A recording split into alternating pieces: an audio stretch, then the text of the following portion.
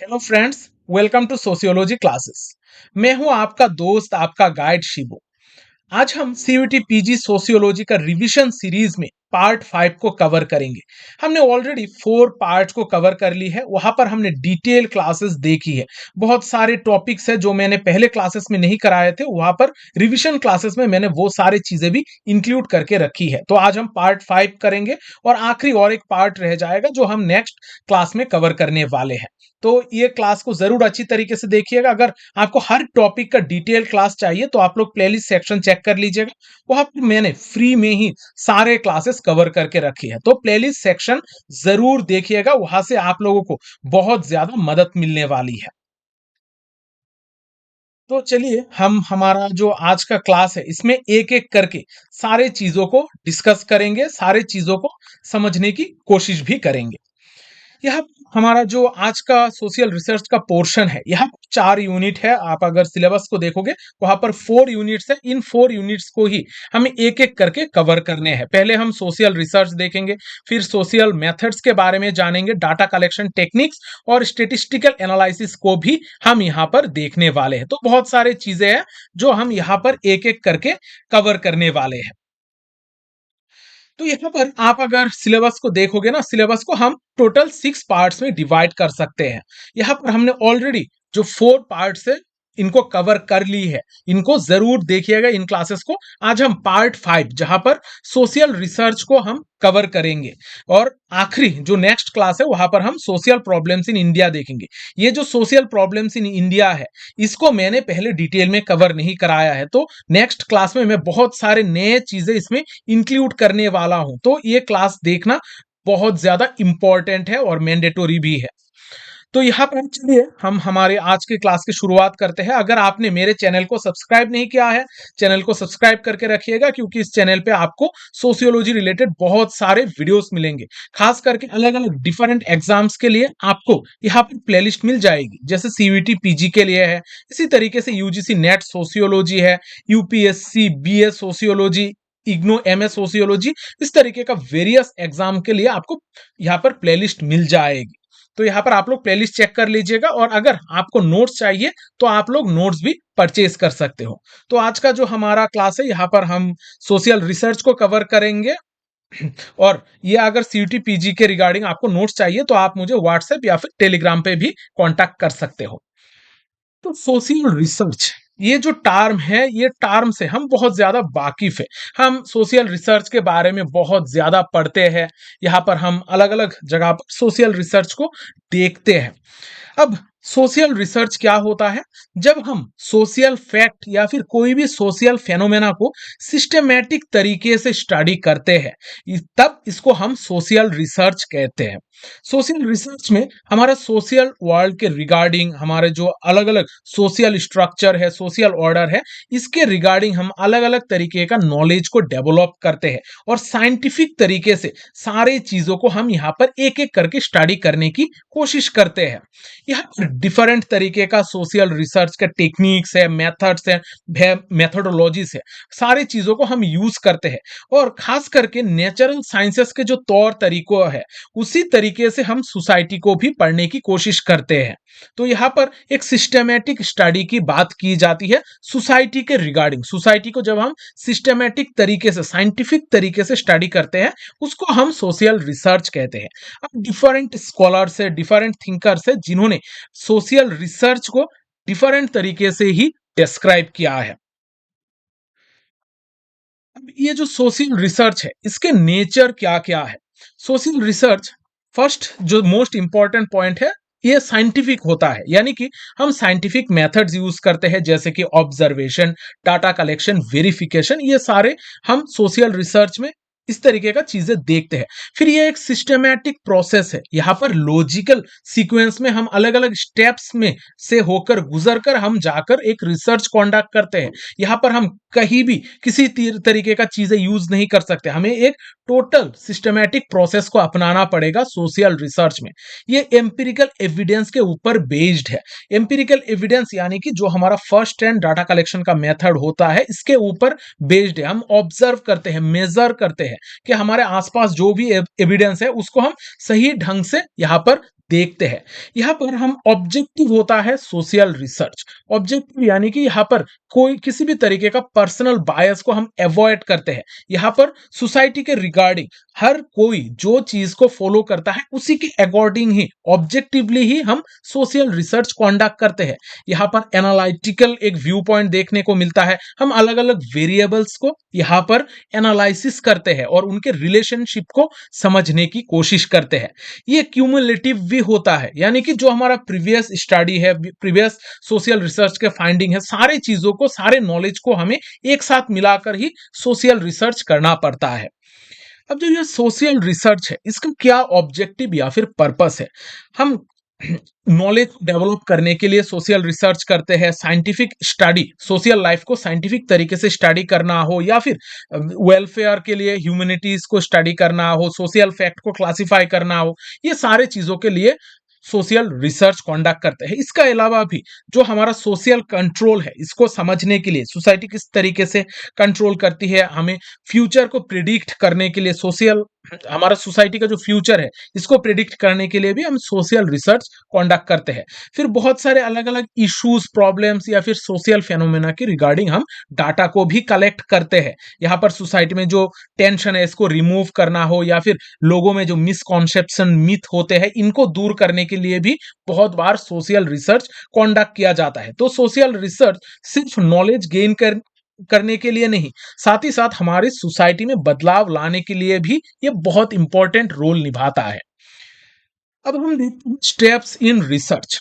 अब मैंने पहले ही कहा है कि हमारा रिसर्च सिस्टेमैटिक तरीके से होता है। हम कोई भी जगह पर किसी भी तरीके का रिसर्च नहीं कर सकते, कोई भी स्टेप यूज नहीं कर सकते।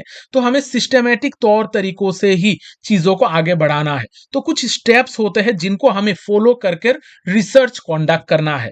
पहले हमें रिसर्च प्रॉब्लम जो है उसको डिफाइन करना है, यानी कि हम ये कौन सी चीज के ऊपर रिसर्च करना है, वो प्रॉब्लम पहले हमें डिफाइन करना है। हम एक प्रॉब्लम के बगैर हम कभी भी रिसर्च नहीं कर सकते हैं। यहाँ पर हमारा लिटरेचर को उसके बाद हमें रिव्यू करना है। अगर हमने प्रॉब्लम ढूंढ ली है कि ये प्रॉब्लम है, इसको हमें स्टडी करना है, तो उसको हम डिफाइन करेंगे। उसके बाद उसके रिगार्डिंग जो भी लिटरेचर है, यानी कि बुक्स है, स्कॉलर्स का व्यू पॉइंट है, डिफरेंट आर्टिकल्स है, सारे चीजों को, लिटरेचर को हम यहाँ पर उसके बाद रिव्यू करेंगे। लिटरेचर रिव्यू करने के बाद हमारा यूनिवर्स को आइडेंटिफाई करेंगे, यानी कि कौन से यूनिट को हम स्टडी कर रहे हैं, कौन से ग्रुप्स को हमें स्टडी करना है, ये हमें आइडेंटिफाई करना है। उसके बाद हाइपोथेसिस फॉर्मुलेशन होता है और आइडेंटिफाइंग वेरिएबल, हमें हाइपोथेसिस फॉर्मुलेट करना पड़ता है। ये बहुत इंपॉर्टेंट स्टेप होता है। फिर हम research techniques and methods select करेंगे। बहुत सारे डिफरेंट तरीके का रिसर्च टेक्निक्स और रिसर्च मेथड्स होते हैं जो हमें सिलेक्ट करने हैं। फिर हम रिसर्च को स्टैंडर्डाइज करेंगे, स्टैंडर्डाइज प्रोसीड्यूर में इसको ढालेंगे। फिर हम पायलट स्टडी करेंगे। जब हमारा सारा रिसर्च रेडी हो जाएगा तो हमें पायलट स्टडी, यानी कि यहाँ पर पहले हम देखेंगे, टेस्ट करेंगे, एक टेस्ट करके एक रिसर्च देखेंगे कि हमारा सारे टूल्स एंड टेक्निक्स, मेथड्स जो हम यूज कर रहे हैं वो सही है कि गलत है। तो यहाँ पर पायलट स्टडी हम करेंगे और उसके बाद हम एक्चुअल रिसर्च कंडक्ट करेंगे। उस रिसर्च के दौरान हम डाटा को कलेक्ट करेंगे, यानी कि डिफरेंट इंफॉर्मेशन को हम कलेक्ट करेंगे। उसके बाद उन इंफॉर्मेशन को हम एनालाइज करेंगे और आखिर में उनको इंटरप्रेट करके हम रिपोर्ट राइटिंग करेंगे। रिपोर्ट राइटिंग हमारा सबसे आखिरी स्टेज होता है। तो ये स्टेप्स हमें नॉर्मली फॉलो करने पड़ते हैं और एग्जाम में इन स्टेप्स में से क्रोनोलॉजिकली क्वेश्चन पूछा जाता है। नेक्स्ट जो टॉपिक है वो है ऑब्जेक्टिविटी एंड सब्जेक्टिविटी। ऑब्जेक्टिविटी का मतलब क्या होता है? जब हम कंक्लूजन ड्रॉ करते हैं किसी भी पर्टिकुलर वैल्यू जजमेंट के बगैर, यानी कि हम कुछ एविडेंस को कलेक्ट करते हैं, एविडेंस फैक्ट को ऑब्जर्व करते हैं, उसके बाद जब हम कोई कंक्लूजन ड्रॉ करते हैं और जो कंक्लूजन बाकी सारे लोगों के लिए सेम होता है, वो हमारे लिए ऑब्जेक्टिव ऑब्जेक्टिव व्यू पॉइंट होता है। यह एक बहुत इंपॉर्टेंट चीज है कि जो भी स्कॉलर है या फिर रिसर्चर है, उसको ऑब्जेक्टिविटी मेंटेन करके ही रिसर्च करना होगा।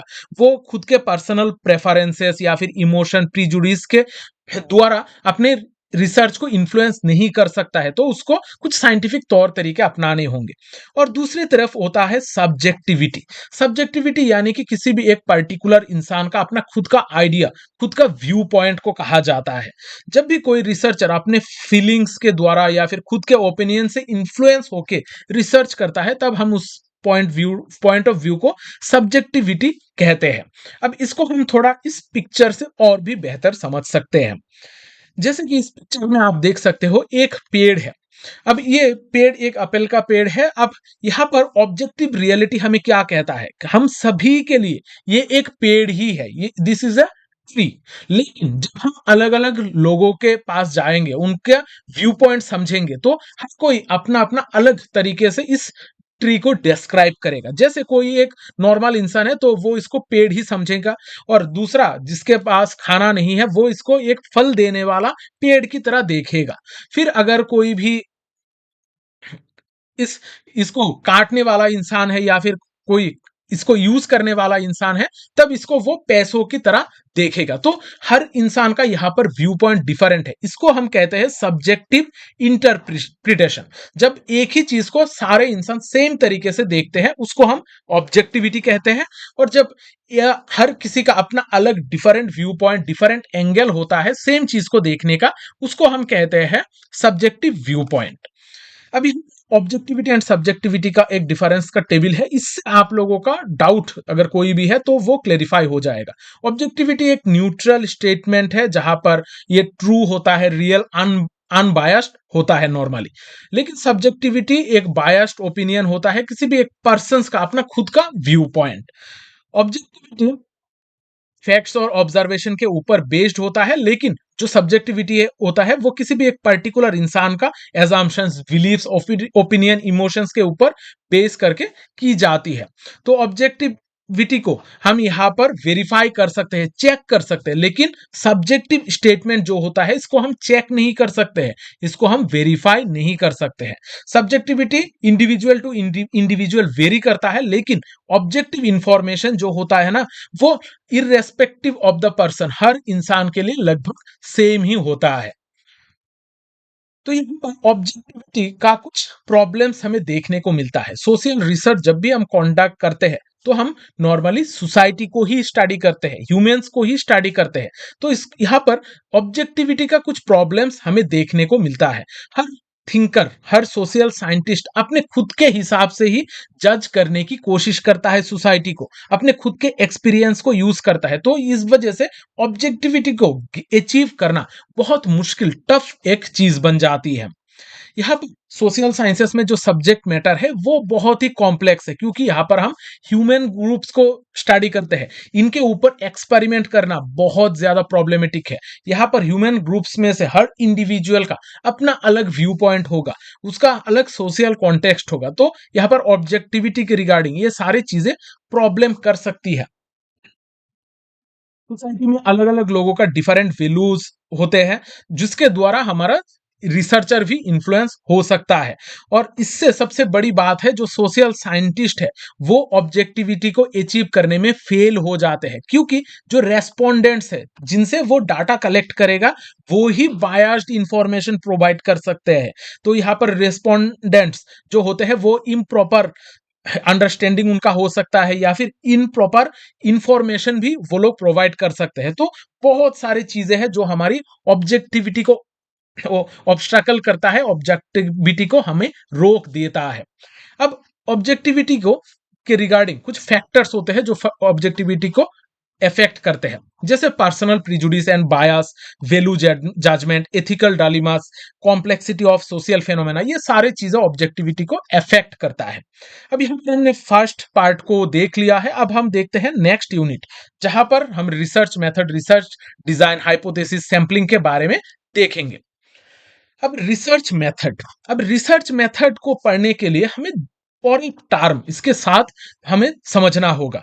रिसर्च मेथड के साथ साथ रिसर्च मेथोडोलॉजीज को भी हमें यहां पर थोड़ा समझना होगा। रिसर्च मेथड क्या होता है? रिसर्च मेथड हमारा सिस्टमैटिक टेक्निक्स एंड प्रोसीड्यूर होते हैं, जिसके द्वारा जिसको यूज करके हम डाटा कलेक्ट करते हैं, एनालाइज करते हैं या फिर हम इंटरप्रीट करते हैं। यहाँ पर कोई भी हमारे पास रिसर्च क्वेश्चन होगा, उसको हमें समझना है, पढ़ना है, तो हमें कुछ टेक्निक्स और प्रोसीड्यूर यूज करना होगा डाटा को कलेक्ट करने के लिए। इसी को ही हम कहते हैं रिसर्च मेथड। रिसर्च मेथड हमारे सोशल रिसर्च में टूल्स प्रोवाइड करते हैं। यहाँ पर ऑब्जेक्टिविटी, रिलायबिलिटी और वैलिडिटी को भी इसके द्वारा मेजर किया जा सकता है। ये जो रिसर्च मेथड होता है वो डिटरमाइन करता है कि डाटा किस तरीके से कलेक्ट किया जाएगा और किस तरीके से एनालाइज किया जाएगा, क्योंकि ये हमारे टूल्स एंड टेक्निक्स के बारे में बात करता है। अब रिसर्च मेथड जो है ये हमारा end of an scientific research इसको कहा जाता है, यानी कि हम रिसर्च के आखिर में ही रिसर्च मेथड्स को यूज करते हैं। तो इससे पहले हमें क्या करना पड़ता है? अब यहाँ पर जो रिसर्च मेथड है, बहुत सारे अलग अलग तरीके का मेथड्स हम देखते हैं, survey, interview, observation, case study and experiment. इसके अलावा भी और भी मेथड्स है। अब और टर्म है रिसर्च मेथोडोलॉजी। हमने अभी कहा है कि जो रिसर्च मेथड है ये हम रिसर्च के आखिर में यूज करते हैं, लेकिन शुरुआत में जो चीजें हम यूज करते हैं उसको हम कहते हैं research methodologies. Research methodology explain और जस्टिफाई करता है हमारे टूल्स एंड टेक्निक्स को, कि कोई भी रिसर्चर जब रिसर्च कंडक्ट करेगा वो कौन से टूल्स एंड टेक्निक्स यूज करेगा, इसको जस्टिफाई और एक्सप्लेन करता है रिसर्च मेथोडोलॉजी। तो रिसर्च मेथोडोलॉजी हम शुरुआत में देखते हैं जहां पर टूल्स एंड टेक्निक को एनालाइज किया जाता है और आखिर में एक टूल को सिलेक्ट किया जाता है या फिर एक मेथड को चूज किया जाता है जिस मेथड का यूज करके हम रिसर्च करेंगे। तो पहले रिसर्च मेथोडोलॉजी आता है जिसके द्वारा हम रिसर्च के टूल्स एंड टेक्निक्स को जस्टिफाई करते हैं, एक्सप्लेन करते हैं, और बाद में रिसर्च मेथड एक चूज करते हैं जिसके द्वारा हम बाद में हमारा फाइनली हम रिसर्च कंडक्ट करते हैं। तो रिसर्च मेथोडोलॉजी हमारा बिगिनिंग होता है और रिसर्च मेथड हमारा एंड होता है। यहाँ टूल्स एंड टेक्निक्स को किस तरीके से स्टडी किया जाता है, ये जस्टिफाई किया जाता है। अब यहाँ पर एक टेबल है, इसके द्वारा आप लोग और भी चीजों को सिंपल तरीके से समझ सकते हो। रिसर्च मेथड हमारा आखिर में हमें देखने को मिलता है, पहले स्टार्टिंग में हम बिगिनिंग में ही रिसर्च मेथोडोलॉजीज का यूज करते हैं। अब यहाँ जो रिसर्च मेथड होता है, किस तरीके से हम एक्सपेरिमेंट करेंगे, टेस्ट, सर्वे करेंगे, ये डायरेक्टली जब करने की बात आती है तब ये रिसर्च मेथड यूज की जाती है। लेकिन रिसर्च मेथोडोलॉजी में हम इन टूल्स एंड टेक्निक्स को स्टडी करते हैं। यहाँ रिसर्च मेथड डिफरेंट तरीके का रिसर्च मेथड्स हम यूज करते हैं, टेक्निक्स यूज करते हैं, लेकिन जो रिसर्च मेथोडोलॉजी है वो है वहां पर हम हमारा टोटल जो एंटायर स्ट्रेटेजी है उसको ही वहां पर हम पहले देख लेते हैं, यानी कि टोटली क्या करना है, कौन सा चीज हमारे लिए सही है, कौन सा मेथड सही है, ये सारे चीजें पहले ही हम जस्टिफाई कर लेते हैं। अब रिसर्च मेथोडोलॉजी का कुछ इंपॉर्टेंट एलिमेंट्स है जैसे कि कॉन्सेप्ट्स, प्रोपोजिशन या फिर हाइपोथेसिस एंड थ्योरीज। अब रिसर्च मेथड की हम अगर बात करें, बहुत सारे अलग अलग तरीके का रिसर्च मेथड्स हमें देखने को मिलते हैं। इनमें से हम रिसर्च मेथड्स को दो ब्रॉड कैटेगरी में डिवाइड कर सकते हैं। एक है क्वांटिटेटिव मेथड और दूसरा है क्वालिटेटिव मेथड। क्वांटिटेटिव मेथड हमारे न्यूमेरिकल डाटा और स्टेटिस्टिकल एनालिसिस के ऊपर डिपेंड करता है। यहाँ पर क्वांटिटेटिव यानी कि क्वांटिटी, न्यूमेरिकल डाटा जब हम कलेक्ट करते हैं तब इस तरीके का मेथड जो भी होते हैं ये हमारे क्वांटिटेटिव मेथड हो जाते हैं। इसके कुछ इंपॉर्टेंट कैरेक्टरिस्टिक्स है जैसे स्ट्रक्चर्ड डाटा यहाँ पर होता है, लार्ज सैंपल्स को हम इस क्वांटिटेटिव मेथड के द्वारा स्टडी कर सकते हैं। यहाँ पर स्टेटिस्टिकल एनालिसिस, क्योंकि यहाँ पर न्यूमेरिकल डाटा के ऊपर ही जोर दिया जा रहा है तो स्टेटिस्टिकल एनालिसिस किया जाता है। ऑब्जेक्टिव मेजरमेंट हमें देखने को मिलता है, तो यहाँ पर डाटा के ऊपर बेस्ड है। अब कौन से वो मेथड है जहां पर हम क्वांटिटेटिव, जिसको हम क्वांटिटेटिव मेथड कह सकते हैं, जैसे कि सर्वे करना, क्वेश्चनेयर, एक्सपेरिमेंट, सेंसस, ये सारे हमारे क्वांटिटेटिव मेथड का पार्ट है। अब इसके कुछ एडवांटेज है जैसे ये हाई रिलायबिलिटी प्रोवाइड करते हैं, फिर यहाँ पर जनरलाइजेशन का भी चांसेस होता है, लेकिन यहाँ पर कुछ लिमिटेशन भी हमें देखने को मिलता है, जैसे सब्जेक्टिव मीनिंग को यहाँ पर इग्नोर किया जाता है क्योंकि यहाँ पर न्यूमेरिकल डाटा के ऊपर ही जोर दिया जाता है। तो इस वजह से सोशल साइंसेस में हमें लेस डेप्थ देखने को मिलता है, इतना डेप्थ में जाकर हम स्टडी नहीं करते हैं। नेक्स्ट आता है हमारा क्वालिटेटिव मेथड। क्वालिटेटिव मेथड में हम मीनिंग को समझते हैं, एक्सपीरियंस, इंटरप्रिटेशन, ये सारे चीजें देखते हैं, यानी कि यहाँ पर क्वालिटी को जज करने के ऊपर फोकस किया जाता है। यहाँ पर नॉर्मल स्मॉल सैंपल्स यूज किए जाते हैं और डिटेल अंडरस्टैंडिंग प्रोवाइड किया जाता है। क्वालिटी को हम यहाँ पर जज करते हैं, डिटेल में चीजों को एनालाइज करते हैं, और यहाँ पर फ्लेक्सिबल रिसर्च डिजाइन देखा जाता है, यानी कि जो भी रिसर्च कंडक्ट करेंगे उसको टाइम टू टाइम यहाँ पर हम चीजों को चेंज करेंगे हमारे सिचुएशन के अकॉर्डिंग। यहाँ पर कोई भी एक पर्टिकुलर कॉन्टेक्स्ट के ऊपर ही ज्यादा जोर दिया जाता है। अब क्वालिटेटिव मेथड में क्या क्या मेथड हमें देखने को मिलता है, यहाँ पर पार्टिसिपेंट ऑब्जर्वेशन है, केस स्टडी है, एथनोग्राफी है, ये सारे चीजें हमें क्वालिटेटिव मेथड में हमें ये सारे चीजें देखने को मिलती है, क्योंकि यहाँ पर हम डिटेल में एनालाइज करते हैं। पार्टिसिपेंट ऑब्जर्वेशन में भी हम लोगों को ऑब्जर्व करते हैं, डिटेल में एनालाइज करते हैं। इसका कुछ एडवांटेजेस है क्वालिटेटिव मेथड का, ये रिच एंड डिटेल डाटा हमें प्रोवाइड करता है, यहाँ पर सब्जेक्टिव मीनिंग को भी कैप्चर करते हैं, लेकिन इसका भी कुछ लिमिटेशंस है, जैसे यहाँ पर हम जनरलाइज नहीं कर सकते हैं, और ये जो क्वालिटेटिव मेथड है ये बहुत ही टाइम कंज्यूमिंग होता है, बहुत लंबे वक्त तक ये मेथड चल सकता है। अब यहां पर हमें ट्रायंगुलेशन के बारे में भी थोड़ा समझना होगा। जब भी हम रिसर्च करते हैं तो बहुत बार ऐसा होता है कि सिंगल एक मेथड सफिशिएंट नहीं होता है। तो जब हम मल्टीपल रिसर्च मेथड या फिर multiple data sources, theoretical perspective एक साथ यूज करते हैं किसी भी एक फेनोमेना को स्टडी करने के लिए, तब इसको कहा जाता है ट्रायंगुलेशन। ट्रायंगुलेशन यानी कि multiple research methods, tools and techniques को यूज करना। जब बहुत सारे मेथड्स को हम एक साथ यूज करते हैं, इसको ट्रायंगुलेशन कहा जाता है। अब डिफरेंट तरीके का ट्रायंगुलेशन देखी जाती है, methodological triangulation, data triangulation, theoretical triangulation. इसके कुछ इंपॉर्टेंस है, जैसे कि हमारा रिसर्च फाइंडिंग को एनहेंस करता है, बायस को रिड्यूस करता है, और हमारा वैलिडिटी को भी यहाँ पर इंप्रूव करता है ट्रायंगुलेशन। तो आजकल ज्यादातर जगहों पर हम ट्रायंगुलेशन ही यूज करते हुए देखा जाता है। बहुत सारे अलग अलग टूल्स एंड टेक्निक्स, मेथड्स हम यूज करते हैं एक ही साथ। अब हम बात करते हैं रिसर्च डिजाइन के बारे में। रिसर्च डिजाइन यानी कि ब्लूप्रिंट, हम किस तरीके से एक्चुअली में रिसर्च को कंडक्ट करेंगे वो हम पहले से ही डिजाइन कर लेते हैं। वो जो डिजाइन है, जो ब्लूप्रिंट है, इसको ही रिसर्च डिजाइन कहा जाता है। रिसर्च डिजाइन एक ऑनगोइंग कॉन्टिन्यूअस कंसिस्टेंट प्रोसेस होता है, जो बहुत सारे स्टेप से होकर गुजरती है। जब हम क्वालिटेटिव रिसर्च करते हैं तब ये जो रिसर्च डिजाइन है ये भी थोड़ा बहुत चेंज हो सकता है, लेकिन नॉर्मली हमारा रिसर्च डिजाइन एक पर्टिकुलर तरीके का डिजाइन हम पहले से ही बना के रखते हैं, जिसको हम फॉलो करके हमारा पूरा रिसर्च कंडक्ट करते हैं। अब यहाँ इस चीज को हम थोड़ी देर पहले ही देखा है, स्टेप्स इन रिसर्च। अब इसको हम स्टेप्स इन रिसर्च डिजाइन भी कह सकते हैं। तो रिसर्च में हमें नॉर्मली ये 10 स्टेप्स देखने को मिलता है। अब ये जो रिसर्च डिजाइन है इसका क्या क्या मेन फंक्शंस है, यहाँ पे ये एक ब्लूप्रिंट हमें प्रोवाइड करता है रिसर्च एक्टिविटी के बारे में, कि हमारा टोटल जो रिसर्च है यहाँ पर हम क्या क्या चीजें करने वाले हैं। यहाँ पर हमारा लिमिट्स क्या है, क्या क्या स्कोप है इस रिसर्च में, सारी चीजें हमें पहले से ही पता होती है। हम पहले से ही सारी चीजें सोच के रखते हैं कि क्या क्या लिमिटेशंस हमें यहाँ पर फेस करने लग सकते हैं। फिर यहाँ पर हमें एक ऐसा अपॉर्चुनिटी प्रोवाइड किया जाता है जिसके द्वारा हम प्रॉब्लम्स को, जो रिसर्च के दौरान जो भी प्रॉब्लम्स क्रिएट होंगे उसको हम पहले से ही समझ सकते हैं। तो एक्चुअली में रिसर्च करने से पहले ही हम रिसर्च डिजाइन जब बनाते हैं उस वक्त ही प्रिपेयर हो जाते हैं कि हमारे लिए क्या क्या प्रॉब्लम्स आगे आ सकती है, तो उसको हम किस तरीके से ओवरकम करेंगे, सारी चीजें रिसर्च डिजाइन में डिस्कस की जाती है।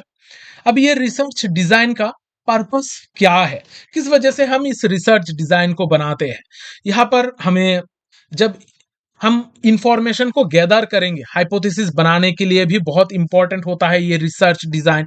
साथ ही साथ हमें सब्जेक्ट मैटर को समझना हो या फिर रिसर्च प्रोसीड्यूर को समझना हो, सारी चीजें हम रिसर्च डिजाइन से ही समझ सकते हैं। तो बहुत सारे पर्पसेस है रिसर्च डिजाइन बनाने के। अब हम सर्वे रिसर्च के बारे में। सर्वे रिसर्च बेसिकली एक ऐसा मेथड है जहां पर हम किसी भी एक पॉपुलेशन के रिगार्डिंग पॉपुलेशन को हम यहाँ पॉपुलेशन के रिगार्डिंग इंफॉर्मेशन गैदर करते हैं, यानी कि जब बहुत सारे लोगों से हम इंफॉर्मेशन गैदर करते हैं तब इस तरीके का रिसर्च को हम कहते हैं सर्वे रिसर्च। सर्वे रिसर्च एक लार्ज पॉपुलेशन को कवर करता है। जैसे हम अगर इंडिया की सेंसस की बात करें, सेंसस भी एक तरीके का सर्वे ही है। सर्वे में हम लार्ज पॉपुलेशन को कवर करते हैं, लेकिन इसका मतलब ये नहीं है कि हम हर एक इंडिविजुअल से डाटा को कलेक्ट करेंगे।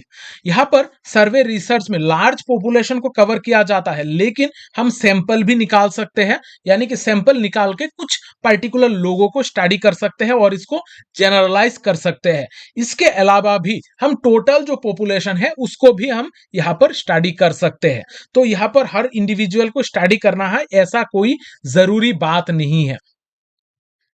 अब सर्वे रिसर्च जो है यहाँ पर इसके कुछ स्टेजेस या फिर फेजेस है, इनको हम नॉर्मली 3 फेजेस में डिवाइड कर सकते हैं।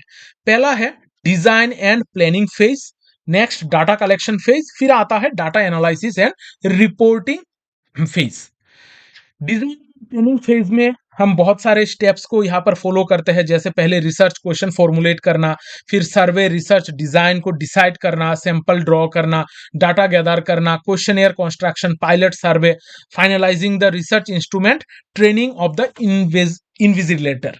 ये सारे हमारा प्लानिंग और डिजाइनिंग फेज में ही चला जाता है। फिर जब हम डाटा कलेक्शन फेज में आते हैं तो यहाँ पर रेस्पोंडेंट से हम डाटा को कलेक्ट करते हैं।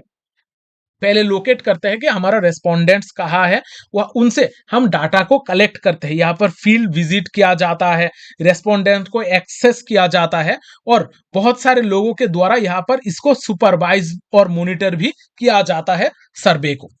अब यहाँ पर जब हम डाटा एनालिसिस एंड रिपोर्टिंग की बात करें तो यहाँ पर editing, coding, tabulation and analysis, right up, ये सारी चीजें हमें देखने को मिलती है। अब सर्वे, बहुत सारे सर्वे जो भी किया जाता है यहाँ पर बहुत सारे अलग अलग इंस्ट्रूमेंट्स यूज किए जाते हैं या फिर बहुत सारे टेक्निक्स यूज किए जाते हैं। हम नॉर्मली 5 तरीके का इंस्ट्रूमेंट्स यूज करते हैं।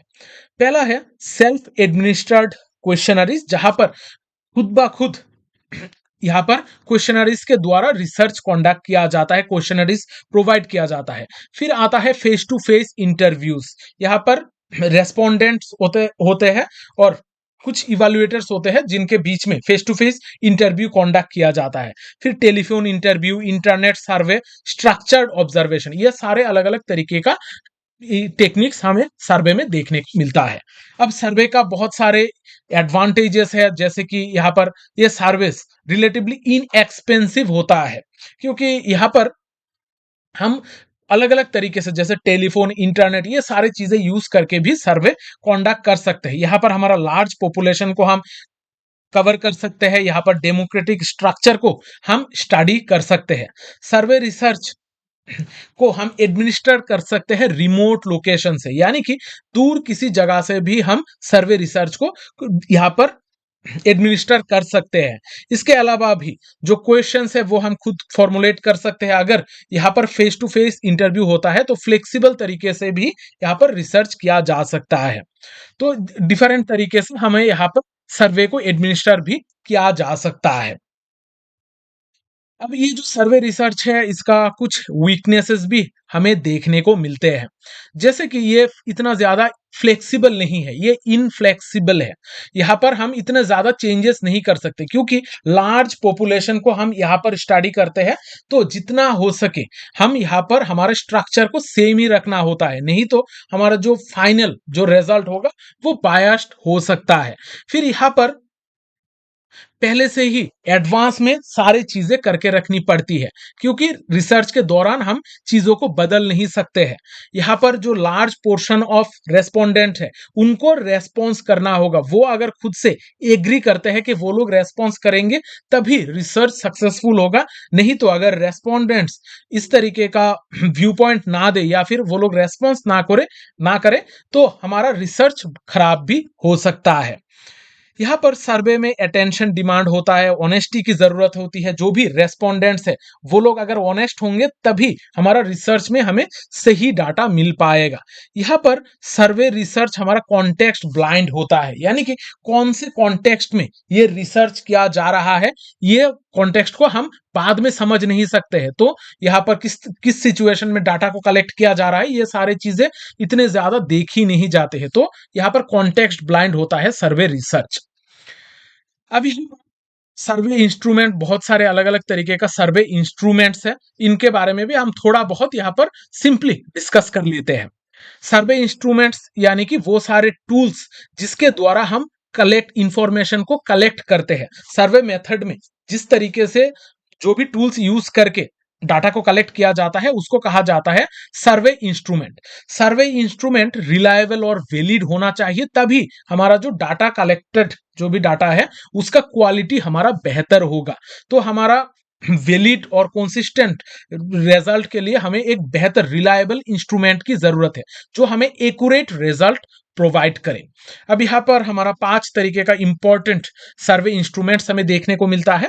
पहला है सेल्फ एडमिनिस्ट्रेड क्वेश्चनरीज, यानी कि यहाँ पर हम खुद ब खुद इंडिविजुअल्स जो है वो इसको कंप्लीट करते हैं। रिसर्चर सिर्फ क्वेश्चन प्रोवाइड करते हैं, जो रेस्पोंडेंट्स है वो खुद ब खुद ही इसको फुलफिल करते हैं। ये एकदम अफोर्डेबल होता है, इसमें इतना ज्यादा पैसों की भी जरूरत नहीं होती है। सिर्फ जो रेस्पोंडेंट्स होते हैं, रिसर्चर होते हैं, वो बाद में जाकर इस आंसर को रिकॉर्ड करते हैं। फिर आता है फेस टू फेस इंटरव्यू, जहां पर दो लोग आमने सामने बैठते हैं। एक है इंटरव्यूअर, दूसरा होता है रेस्पोंडेंट या फिर इंटरव्यूई। तो यहाँ पर एक इंसान क्वेश्चन पूछता है, दूसरा आंसर देता है, तो इसमें भी बहुत सारे प्रॉब्लम्स होते हैं फेस टू फेस इंटरेक्शन के वजह से। यहाँ पर बायसनेस भी देखने को मिलती है। फिर नेक्स्ट आता है टेलीफोन इंटरव्यू। टेलीफोन इंटरव्यू बहुत ही सिंपल है, लेकिन इसका बहुत ज्यादा डिसएडवांटेज है, क्योंकि टेलीफोन में लोग इतना ज्यादा सही तरीके का इंफॉर्मेशन हमें नहीं प्रोवाइड करते हैं। तो यहाँ पर बायसनेस टेलीफोन इंटरव्यू में हमें देखा जा सकता है, बायसनेस हम देख सकते हैं। फिर हमारा जो नेक्स्ट इंस्ट्रूमेंट है वो है इंटरनेट सर्वे। इंटरनेट के द्वारा आज के जमाने में सबसे ज्यादा सर्वे किया जाता है। आप जब कोई भी वेबसाइट ओपन करते हो या फिर आप अगर हॉटस्टार भी देखोगे ना, तो वहां पर एडवर्टाइज आते हैं। यूट्यूब में भी आपको एडवर्टाइज प्रोवाइड किया जाता है कि आपको बोला जाता है कि क्वेश्चंस को फुलफिल करके दे दो। तो यहाँ पर इंटरनेट के द्वारा सर्वे कंडक्ट किया जाता है। तो हम यहाँ पर दो अलग अलग तरीके का सर्विस देखते हैं, ईमेल सर्वे और वेब पेज बेस्ड सर्वे। यहाँ पर ईमेल के द्वारा भी सर्वे किया जाता है, आपको ईमेल भेजा जाएगा। और दूसरी तरफ है वेब पेज बेस्ड सर्वे। कुछ पॉपअप्स आएंगे आपके वेबसाइट्स के साइड में, उस पॉपअप से आप उन लिंक करके सर्वे कंडक्ट कर सकते हो। लेकिन इंटरनेट सर्वे में हम इतना ज्यादा ये इफेक्टिव नहीं होता है, क्योंकि रेस्पोंडेंट ज्यादातर वक्त इसको रेस्पॉन्स ही नहीं करते हैं। फिर आता है स्ट्रक्चर्ड ऑब्जर्वेशन। ये मोस्ट इंपॉर्टेंट है, लेकिन ये कॉस्ट इफेक्टिव है। लेकिन यहाँ पर जो भी डाटा कलेक्ट किया जाता है ये थोड़ा एनरिच डाटा हमें मिलता है। यहाँ पर स्ट्रक्चर्ड ऑब्जर्वेशन में कोई भी एक जो रिसर्चर है वो लोगों को स्ट्रक्चर्ड वे में यहाँ पर एनालाइज करता है, उनको देखता है, उनका कैरेक्टरिस्टिक्स को समझता है। यहाँ पर इस ये जो ऑब्जर्वेशन है स्ट्रक्चर्ड ऑब्जर्वेशन, ये हमें नॉर्मली पार्टिसिपेंट ऑब्जर्वेशन में देखने को मिलता है। यानी कि कोई भी एक रिसर्चर वहां पर जाकर पार्टिसिपेट करता है, उन जो भी लोगों को स्टडी करना है उनके तौर तरीकों को उनके बीच में रहकर ही एनालाइज करते हैं। अभी हमने बहुत सारी चीजें देखी है, अब हम देखते हैं हाइपोथेसिस के बारे में। हाइपोथेसिस जो टॉपिक है ये बहुत इंपॉर्टेंट है, बहुत बार एग्जाम में पूछा जाता है। अब हाइपोथेसिस क्या होता है? हाइपोथेसिस एक टेंटेटिव स्टेटमेंट या फिर एक्सप्लेनेशन है जो हम पहले ही बना लेते हैं। हमारे रिसर्च के आखिर में हमें क्या रिजल्ट मिलने वाला है, इसको लेकर हमें एक टेंटेटिव स्टेटमेंट अब जब हम बनाते हैं, इसको कहा जाता है हाइपोथेसिस। हाइपोथेसिस में डिफरेंट तरीके का वेरिएबल्स होता है जिनको टेस्ट किया जाता है और बाद में वेरीफाई भी किया जाता है।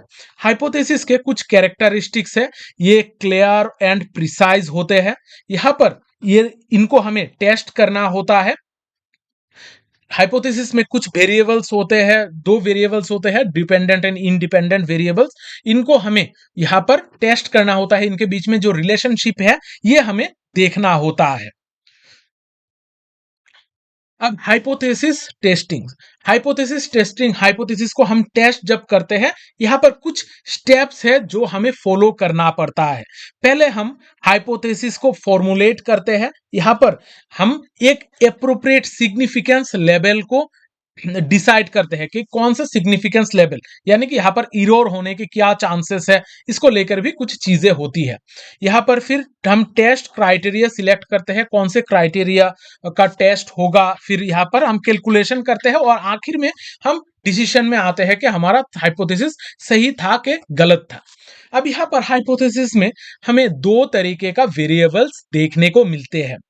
एक है इंडिपेंडेंट वेरिएबल और दूसरा होता है डिपेंडेंट वेरिएबल्स। इंडिपेंडेंट वेरिएबल वो वेरिएबल होता है जिसको कंट्रोल किया जाता है, जिसको मैनिपुलेट किया जाता है और आउटकम को देखने के लिए इसको चेंज किया जाता है। इंडिपेंडेंट वेरिएबल्स को चेंज करके रिसर्च को कंट्रोल और मैनिपुलेट किया जाता है। दूसरी तरफ होता है डिपेंडेंट वेरिएबल। यहां पर रिसर्चर ये जो डिपेंडेंट वेरिएबल है इसके आउटकम को ही चेक करता है। जैसे कि अगर हमें यह चेक करना है कि किसी भी एक रूम टेम्परेचर के साथ हमारा टेस्ट स्कोर का क्या डिफरेंस है, या फिर किस तरीके से ये दोनों एक दूसरे के साथ रिलेटेड है, इसका अगर हम इफेक्ट को चेक करेंगे तो हमारा इंडिपेंडेंट वेरिएबल हो जाएगा टेम्परेचर। यहां पर टेम्परेचर को हम बढ़ाएंगे, घटाएंगे, इसको मैनिपुलेट करेंगे, इसको कंट्रोल करेंगे और मेजर हम करेंगे डिपेंडेंट वेरिएबल को, यानी कि हमारा जो टेस्ट स्कोर है उसको हम यहां पर मेजर करने वाले हैं। टेम्परेचर को बढ़ाएंगे, घटाएंगे और उसके बाद टेस्ट स्कोर किस तरीके से हो रहा है, क्या इफेक्ट आ रहा है, वो हम यहां पर चेक करेंगे। सेम तरीके से हम डिफरेंट तरीके का रिसर्च में भी इसको यूज करते हैं। यहां पर दो तरीके का ही वेरिएबल हम नॉर्मली लेते हैं, एक को बढ़ाते हैं, घटाते हैं और दूसरी जो डिपेंडेंट वेरिएबल है उसको हम चेक करते हैं, उसको हम यहां पर मेजर करते हैं। तो यहां पर अगर आपको एग्जाम में पूछा जाए कि कौन से वेरिएबल को हम मेजर करते हैं तो हमारा आंसर होगा डिपेंडेंट वेरिएबल। डिपेंडेंट वेरिएबल को हम मेजर करते हैं। अभी हाइपोथेसिस दो तरीके के होते हैं, एक है नाल हाइपोथेसिस और दूसरा होता है ऑल्टरनेटिव हाइपोथेसिस। नाल हाइपोथेसिस का मतलब होता है जब हमारा जो वेरिएबल्स है उनके बीच में अगर कोई रिलेशनशिप नहीं है, अगर हम ये मान के चलेंगे तब इसको कहा जाता है नाल हाइपोथेसिस। जब वेरिएबल्स के बीच में कोई सिग्निफिकेंट रिलेशनशिप नहीं है तब इसको कहा जाता है नाल हाइपोथेसिस। और अगर उन दोनों वेरिएबल्स के बीच में रिलेशनशिप है तब उसको कहा जाता है ऑल्टरनेटिव हाइपोथेसिस। जब हम नाल हाइपोथेसिस को चैलेंज करते हैं या फिर नाल हाइपोथेसिस गलत हो जाता है तभी हम ऑल्टरनेटिव हाइपोथेसिस को एक्सेप्ट करते हैं। अब यहां पर इसके रिगार्डिंग जब भी हम हाइपोथेसिस को टेस्ट करते हैं तो यहां पर दो तरीके का हमारा इरोर्स होता है, type 1 error and type 2 error. Type 1 error में जब हमारा नाल हाइपोथेसिस एक्चुअली में ट्रू है लेकिन हम मिस्टेकली गलती से हम उसको रिजेक्ट कर देते हैं तब वो होता है टाइप 1 एरर। और दूसरा होता है टाइप 2 एरर। यहां पर नाल हाइपोथेसिस हमारा एक्चुअल में फॉल्स था लेकिन अगर हम उसको एक्सेप्ट कर लेते हैं तब उसको कहा जाता है टाइप 2 एरर। इसको फॉल्स नेगेटिव भी कहा जाता है और टाइप 1 इरोर को फॉल्स पॉजिटिव कहा जाता है। तो ये जो चार्ट है इसको थोड़ा अच्छी तरीके से देखिएगा, मैंने डिटेल क्लास करा के रखी है, वहां पर डिटेल क्लास में सारी चीजें अवेलेबल है, तो आप लोग डिटेल क्लास भी देख सकते हो। मैं यहाँ पर जितना हो सके रेपिडली सारी चीजों को रिवाइज करने की कोशिश कर रहा हूं। अब यहाँ पर हमने हाइपोथेसिस को समझ लिया है, अब हम देखते हैं सैंपलिंग मेथड्स के बारे में। अब हर साल एग्जाम में सैंपलिंग मेथड से हमें क्वेश्चन पूछी जाती है, तो ये सैंपलिंग मेथड को एकदम लाइटली मत लीजिएगा, ये इसको बहुत अच्छी तरीके से कवर करके जाइएगा, एकदम सिंपल चीज है। अब यहाँ पर सैंपलिंग मेथड को पढ़ने से पहले हमें दो चीज समझना होगा, एक है पॉपुलेशन, दूसरा होता है सैंपल। जब हम कोई रिसर्च करते हैं, जब हमारा जिस लोगों के ऊपर हमें रिसर्च करना है उसको हम टोटल जो लोग हैं एंटायर ग्रुप को कहा जाता है पॉपुलेशन। जैसे कि अगर हम स्टडी करेंगे कि इंडिया में जो लोग हैं उनका फूड हैबिट किस तरीके का है। तो ये इसको स्टडी करने के लिए हम इंडिया के टोटल पॉपुलेशन को यहाँ पर स्टडी करना होगा। हम टोटल पॉपुलेशन को कवर करेंगे, लेकिन यहाँ पर क्या होता है, हर इंसान से हम डाटा कलेक्ट नहीं करते हैं। कुछ अलग अलग स्टेट्स है, वहां पर कुछ लोगों के पास जाएंगे, उनसे हम डाटा कलेक्ट करेंगे कि आप क्या खाते हो, आपका फूड हैबिट क्या है, ये हम जानने की कोशिश करेंगे।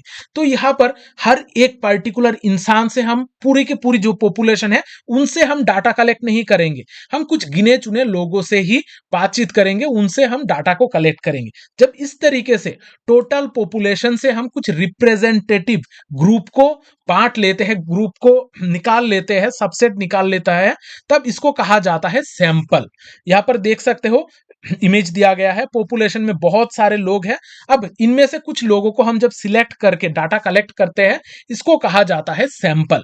और रिसर्च में सैंपलिंग बहुत इंपॉर्टेंट है। आप सारे रिसर्च में हर इंसान से डाटा कलेक्ट नहीं कर सकते हो, आपको सैंपल निकालना ही होगा। अब यहाँ पर सैंपल निकालने के बहुत सारे अलग अलग तरीके होते हैं, इनको हम कहते हैं सैंपलिंग मेथड। डिफरेंट तरीके का सैंपलिंग मेथड्स है। अब इनको हम ब्रॉडली दो टाइप्स में डिवाइड कर सकते हैं। एक है प्रोबेबिलिटी सैंपलिंग और दूसरा होता है non probability sampling. Probability sampling वो सारे सैंपलिंग है जहां पर हमारा हर एक जो सैंपल है उसका इक्वल चांसेस होता है, इक्वल प्रोबेबिलिटी होता है सिलेक्ट होने में। इनमें मेन जो प्रोबेबिलिटी सैंपलिंग है वो है random, systematic, stratified and cluster random sampling.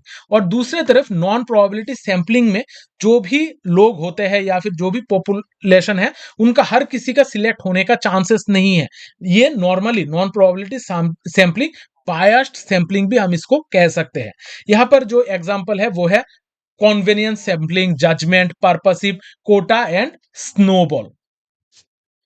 अभी हम इमेज के जरिए आप सारे चीजों को देख सकते हो, इनको हम बाद में जाकर सिंप्लीफाई करेंगे।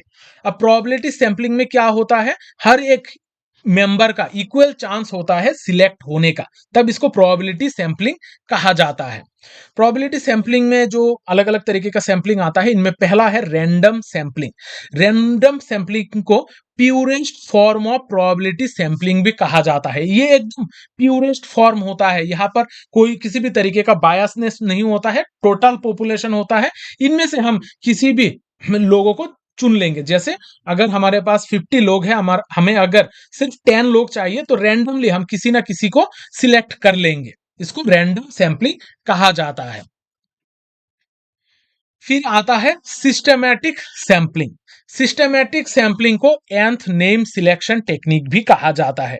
यानी कि यहाँ सिस्टेमैटिक तरीके से हम किसी एक पर्टिकुलर नंबर को चूज करते हैं, इस वजह से इसको nth नेम सिलेक्शन कहा जाता है। जैसे आप यहाँ पर देख सकते हो कि टोटल 10 इंसान है, 10 लोग हैं, इनमें से हमें 5 लोगों को लेना है, तो हम सिस्टेमेटिकली दो, दो के बाद 4, 4 के बाद 6, 8, 10 इस तरीके से अलग अलग नंबर के लोगों को सिलेक्ट कर लेंगे, तो इसको nth नेम सिलेक्शन कहा जाता है।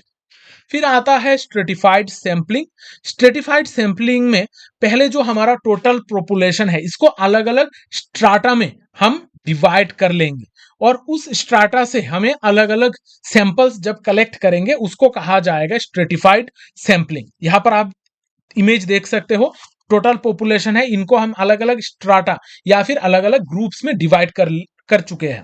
जैसे कि हमारे यहाँ पर एसटी, एससी, ओबीसी, जनरल इस तरीके का कैटेगरी है। अगर हम यहाँ पर इनसे हर एक कैटेगरी को अलग अलग सजा लेंगे और उसके बाद उनसे अगर हम सैंपल कलेक्ट करेंगे, कुछ ओबीसी कैटेगरी के लोग, कुछ एससी, कुछ एसटी, कुछ जनरल, इस तरीके का जब हम सैंपल को कलेक्ट करेंगे इसको हम स्ट्रेटिफाइड सैंपलिंग कहेंगे।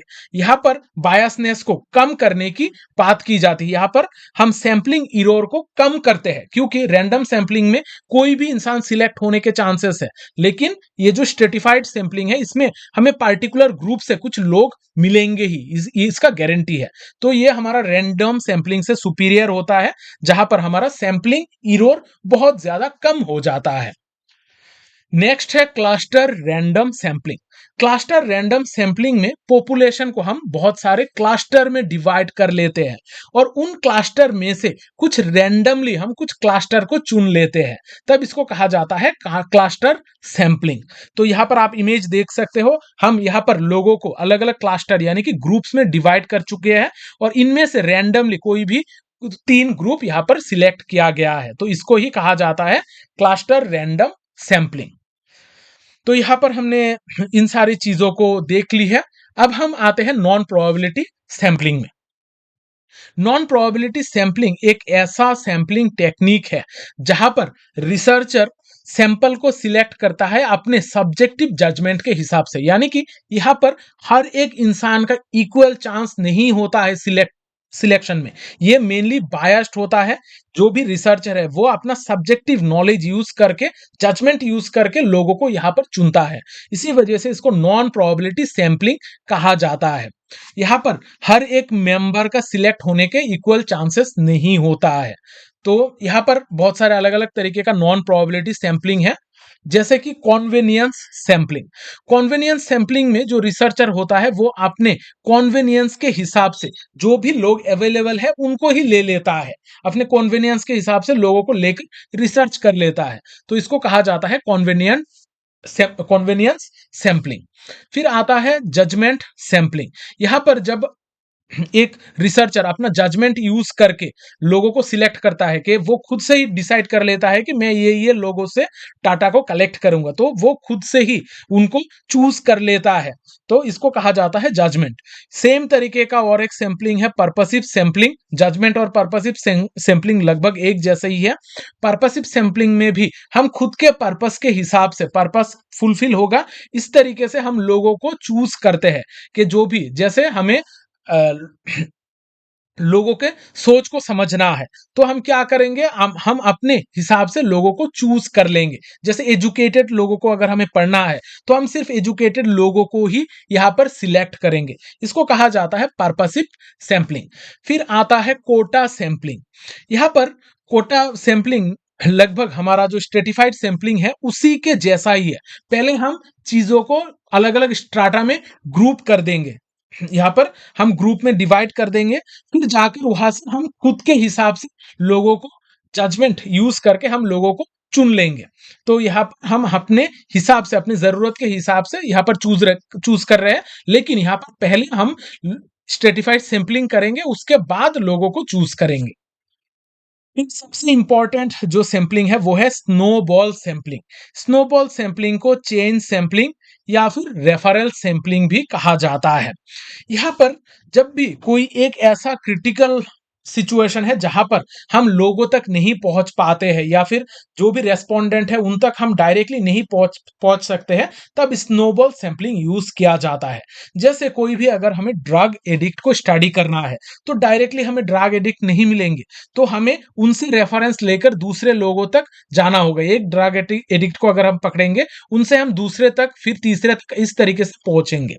तो ये धीरे धीरे चेन की तरह आगे बढ़ता रहेगा और ये धीरे धीरे बड़ा होता रहेगा। तो इसी को ही कहा जाता है स्नोबॉल सैंपलिंग या फिर चेन सैंपलिंग। अब यहाँ पर हमने ये सारे चीजें देख ली है। यहाँ पर हमने यूनिट 2 को अभी कवर कर ली है। अब हम देखते हैं यूनिट 3 को। यूनिट 3 में हम बहुत सारे अलग अलग टेक्निक्स ऑफ डाटा कलेक्शन को देखने वाले हैं। डाटा कलेक्शन का मतलब क्या होता है? डाटा कलेक्शन यानी कि हम जब भी रिसर्च कंडक्ट करते हैं वहां पर जब हम इंफॉर्मेशन गैदर करते हैं, इसको ही कहा जाता है डाटा कलेक्शन। यहाँ पर डिफरेंट तौर तरीके हैं जिसका यूज करके हम डाटा को कलेक्ट कर सकते हैं। अब यहाँ पर डाटा कलेक्ट करने के बहुत सारे अलग अलग टेक्निक्स है। डाटा कलेक्शन के कुछ की फीचर्स है, जैसे ये सिस्टमेटिक और प्लान प्रोसेस होता है। यहाँ पर रिसर्च ऑब्जेक्टिव के ऊपर बेस्ड करके हम डाटा कलेक्ट करते हैं। Specific methods and tools use किया जाता है। यहाँ पर क्वालिटेटिव और क्वांटिटेटिव दोनों तरीके से ही डाटा कलेक्ट किया जाता है। अब जब हम डाटा की बात करते हैं तो दो इंपॉर्टेंट टाइप्स ऑफ डाटा हमें देखने को मिलता है, primary data and secondary data. Primary data हमारा फर्स्ट हैंड इंफॉर्मेशन होता है जो हम डायरेक्टली हम खुद से ही जो रिसर्चर होता है वो डाटा को कलेक्ट करता है। यानी कि यहाँ पर रिसर्चर जब खुद से डाटा कलेक्ट करता है, लोगों से इंफॉर्मेशन को कलेक्ट करता है, तब इसको कहा जाता है प्राइमरी डाटा। जैसे कि इंटरव्यू हो सकता है, फील्ड ऑब्जर्वेशन हो सकता है, फोकस्ड ग्रुप डिस्कशन हो सकता है, यहाँ पर हम प्राइमरी डाटा को कलेक्ट करते हैं। यहाँ पर ओरिजिनल डाटा हमें मिलता है, ये मोर रिलायबल होता है, लेकिन ये बहुत ही टाइम कंज्यूमिंग हो जाता है। फिर आता है सेकेंडरी डाटा। सेकेंडरी डाटा में पहले जो डाटा कलेक्ट ऑलरेडी कर लिया गया है, उनको जब हम हमारे खुद के रिसर्च पर्पस के लिए यूज करते हैं, तब इसको कहा जाता है सेकेंडरी डाटा। यानी कि पहले ये सारी चीजें और किसी ने तैयार की है और बाद में हम खुद के रिसर्च के लिए, खुद के पर्पस के लिए ये डाटा को हम यूज कर रहे हैं। जैसे कि सेंसस रिपोर्ट कंडक्ट कर ली जाती है गवर्नमेंट के द्वारा और बाद में जिनको भी जरूरत होती है वो इसको यूज करते हैं। इसी तरीके से गवर्नमेंट पब्लिकेशंस को भी हम यूज कर सकते हैं, बुक्स एंड जर्नल्स हो सकते हैं, इस तरीके के और भी चीजें हैं जिन डाटा को हम यूज कर सकते हैं एज ए रेफरेंस हमारे खुद के पर्पस के लिए। तो जब हम दूसरे के डाटा को यूज करते हैं तब इसको कहा जाता है सेकेंडरी डाटा, और जब हम खुद से कोई डाटा गैदर करते हैं, खुद से कुछ इंफॉर्मेशन कलेक्ट करते हैं, ये हो जाता है हमारा प्राइमरी डाटा। अब सेकेंडरी डाटा का कुछ एडवांटेजेस भी है। ये टाइम सेविंग होता है क्योंकि हमें खुद से डाटा को कलेक्ट नहीं करना पड़ता, ये कॉस्ट इफेक्टिव होता है, लेकिन ये हमारे ऑब्जेक्टिव विटी को एग्जैक्टली डिफाइन नहीं करता है। यानी कि ये बायस्ड हो सकता है, जिन्होंने भी पहले डाटा कलेक्ट की है उनका व्यू पॉइंट ये हो सकता है। अब टूल्स, कुछ मेजर टेक्निक्स है डाटा कलेक्शन का, जैसे ऑब्जर्वेशन, इंटरव्यू, क्वेश्चनियर, शेड्यूल, कास्ट, case study, focus group discussion, content analysis, survey. ये सारे मेजर टेक्निक्स है डाटा कलेक्शन का। ये सारे टेक्निक्स यूज करके हम डाटा कलेक्ट कर सकते हैं। लेकिन यहाँ पर हम कुछ इंपॉर्टेंट सिर्फ टेक्निक्स देखने वाले हैं जो हमारे सिलेबस में इंक्लूड किए गए हैं। पहला है ऑब्जर्वेशन। ऑब्जर्वेशन एक ऐसा रिसर्च टेक्निक है जहां पर रिसर्चर लोगों को ऑब्जर्व करता है, उनके बिहेवियर को, उनके खुद के नेचुरल सेटिंग में जाकर उनको स्टडी करता है। यहां पर रिसर्चर खुद जाकर लोगों को देखता है, समझता है, उनके बिहेवियर, उनके सिचुएशन को समझकर एनालाइज करता है। इसको ऑब्जर्वेशन कहा जाता है।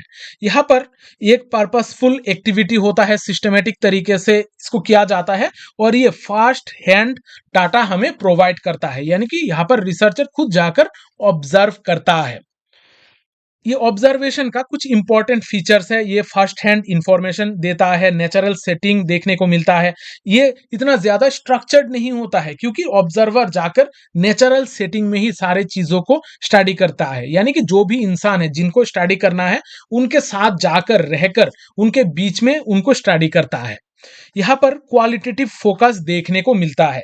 यहाँ पर सिर्फ न्यूमेरिकल चीजों के ऊपर ध्यान नहीं दिया जाता है, यहाँ पर क्वालिटी के ऊपर फोकस किया जाता है। सब्जेक्टिव एक्सपीरियंस, सब्जेक्टिव पर्सपेक्टिव, ये सारे चीजों के ऊपर फोकस किया जाता है। तो हमें यहाँ पर क्वालिटेटिव डाटा ज्यादा मिलता है। अब कौन से टूल्स है जो हम ऑब्जर्वेशन के वक्त यूज कर सकते हैं? यहाँ पर observation schedule, field notes, photographs, running notes, ये सारे चीजें हम यूज कर सकते हैं ऑब्जर्वेशन में। अब ऑब्जर्वेशन तीन तरीके के हो सकते हैं: non participant, participant and quasi participant. Participant observation में जो भी ऑब्जर्वर है यानी कि रिसर्चर है, वो खुद से ही लोगों के बीच में जाएगा, उनके साथ पार्टिसिपेट करके उनको ऑब्जर्व करेगा। और नॉन पार्टिसिपेंट ऑब्जर्वेशन में जो भी ऑब्जर्वर है या फिर रिसर्चर है, वो दूर रहकर लोगों को ऑब्जर्व करेगा।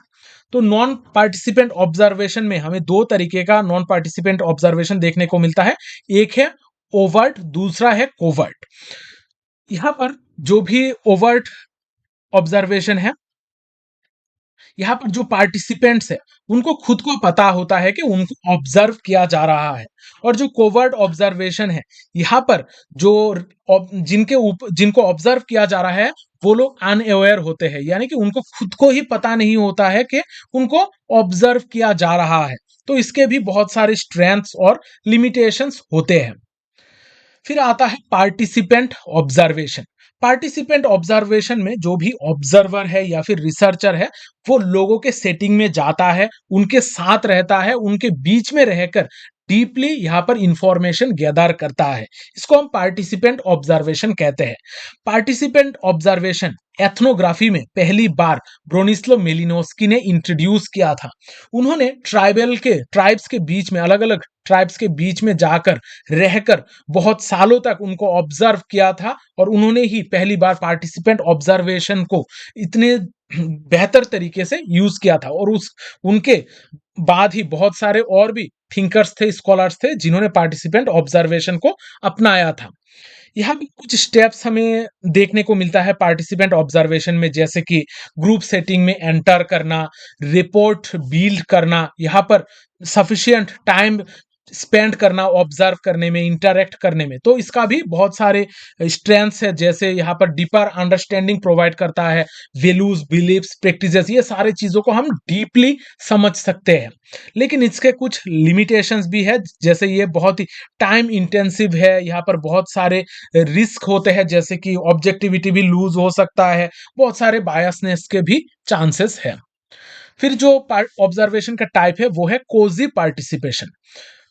कोजी पार्टिसिपेंट ऑब्जर्वेशन में जो रिसर्चर होता है वो कभी कभार लोगों के बीच में जाकर रहता है, और कभी कभार जरूरत पड़ने पर दूर से भी ऑब्जर्व करता है। यानी कि यहाँ पर पार्टिसिपेंट एंड नॉन पार्टिसिपेंट दोनों तरीके का ऑब्जर्वेशन यूज करके जब ऑब्जर्व किया जाता है, उसको कहा जाता है कॉजी पार्टिसिपेंट ऑब्जर्वेशन। अब पार्टिसिपेंट ऑब्जर्वेशन के कुछ इंपॉर्टेंट स्टडीज है जो हमें देखने को मिलते हैं, और ये एग्जाम में पूछे जाते हैं। जो इंपॉर्टेंट पार्टिसिपेंट ऑब्जर्वेशन है वो है ब्रोनिस्लो मेलिनोस्की का, जिन्होंने एर्गोनॉट्स ऑफ द वेस्टर्न पैसिफिक लिखा है। वहां पर उन्होंने जाकर ट्राइब्स के बीच में रहकर उन्होंने स्टडी की थी। फिर दूसरा है विलियम फुट व्हाइट, जिन्होंने स्ट्रीट कॉर्नर सोसाइटी लिखी थी अपनी पार्टिसिपेंट ऑब्जर्वेशन के ऊपर बेस करके। अब ये ऑब्जर्वेशन का बहुत सारे मेरिट्स है, जैसे ये सिंपली सिटी आपको प्रोवाइड करता है, डायरेक्ट स्टडी देखने को मिलता है, accuracy and reliability, real time recording, population insight, unstructured exploration, independence from respondents, ये सारे ऑब्जर्वेशन के मेरिट्स है। इसके साथ साथ कुछ डीमेरिट्स भी है, और ये डीमेरिट्स आपको बहुत अच्छी तरीके से समझ के रखना होगा। यहाँ पर हमें एथिकल कॉन्सर्न्स देखने को मिलता है। एथिक्स को लेकर, रिसर्च एथिक्स को लेकर बहुत सारे प्रॉब्लम्स है, जैसे प्राइवेसी, इन्फॉर्म कंसेंट, एनोनिमिटी, ये सारे प्रॉब्लम्स हमें देखने को मिलती है। फिर यहाँ पर सब्जेक्टिव रिस्क होता है, यहाँ पर सब्जेक्टिव बायस देखने को मिलता है, यहाँ पर सिलेक्टिव रिकॉर्डिंग। जब भी कोई रिसर्चर स्टडी कर रहा होता है, वो एक टाइम पीरियड पर सारा जो ग्रुप है उसको एक साथ रिकॉर्ड नहीं कर सकता है, एक साथ देख नहीं सकता है, तो यहाँ पर वो सिलेक्टिव रिकॉर्डिंग ही करेगा। यहाँ पर पर्सनल फैक्टर के द्वारा इन्फ्लुएंस्ड हो सकते हैं, टाइम कंज्यूमिंग है, और बहुत ज्यादा पैसे भी यहाँ पर खर्च हो सकते हैं। यहाँ पर access challenge, limited generalisability, risk of going native, ये सारे प्रॉब्लम्स भी हो सकती है। अब नेक्स्ट जो मेथड है वो है इंटरव्यू मेथड। इंटरव्यू मेथड एक ऐसा डाटा कलेक्शन का टेक्निक है जहां पर दो लोग होते हैं, एक होता है रिसर्चर और दूसरा होता है इन्फॉर्मेंट्स। इन दोनों के बीच में डायरेक्ट इंटरेक्शन होता है, और यहाँ पर डाटा को इसके द्वारा ही कलेक्ट किया जाता है। ये नॉर्मली इंटरव्यू हमारा टू वे प्रोसेस है, जहां पर इंटरव्यूअर क्वेश्चन पूछता है और जो इंटरव्यू है वो आंसर प्रोवाइड करता है। अब यहाँ पर हम बहुत सारे अलग अलग तरीके का इंटरव्यूज देखते हैं, structured, unstructured, semi structured, focused, depth, clinical, repeated, group, ये अलग अलग तरीके का इंटरव्यूज हमें देखने को मिलता है। इनमें से तीन मोस्ट इंपॉर्टेंट है, structured interview, unstructured and semi structured interview. Structured interview, जब कोई भी एक इंटरव्यू में पहले से ही सारे चीजों को स्ट्रक्चर्ड करके रखा जाता है, जैसे क्वेश्चंस पहले से ही प्रिपेयर करके रखा जाता है, एक सेट फॉर्मेशन क्रिएट करके रखा जाता है, तब इसको स्ट्रक्चर्ड इंटरव्यू कहा जाता है, और क्वांटिटेटिव रिसर्च के लिए ये सुइटेबल है।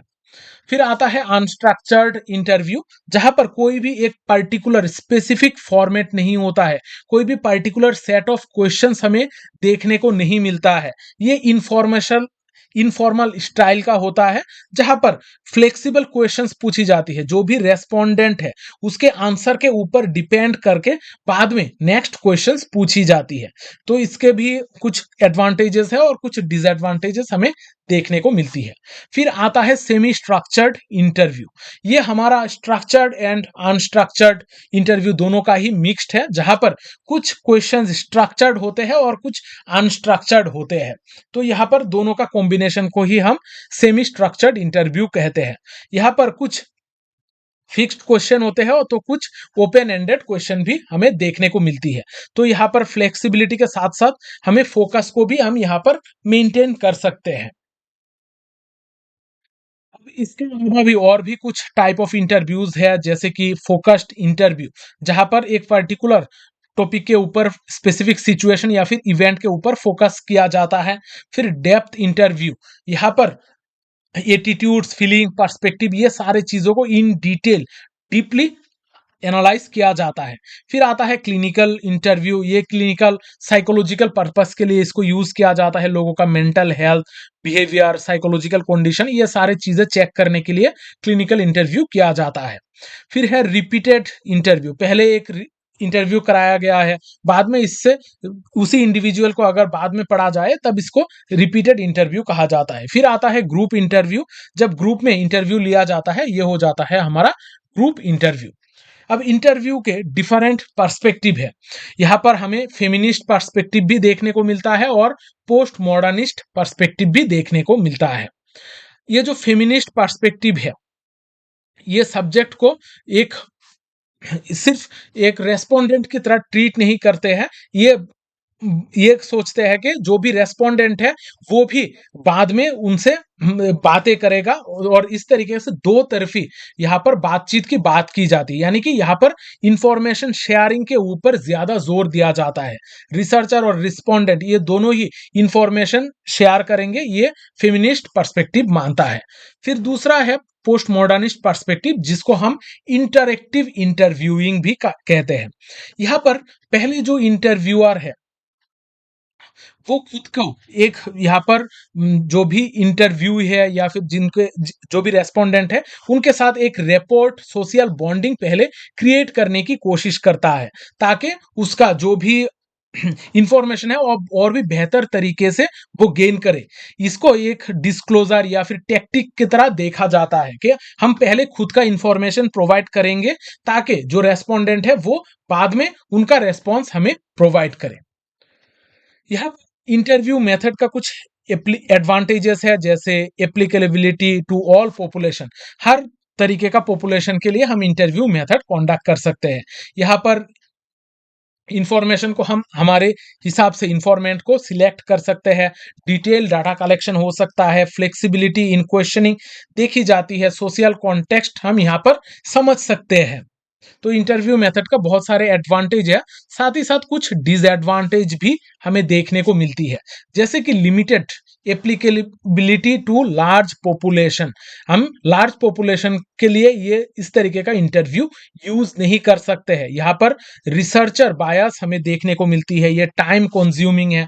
यहाँ पर रिसर्चर के जो प्रेजेंट है ये इन्फ्लुएंस कर सकती है हमारे रेस्पॉन्स को। साथ ही साथ ये इस तरीके का इंटरव्यू के लिए बहुत ज्यादा ट्रेनिंग की भी जरूरत पड़ती है। अब नेक्स्ट मेथड देखते हैं, क्वेश्चनियर एंड शेड्यूल।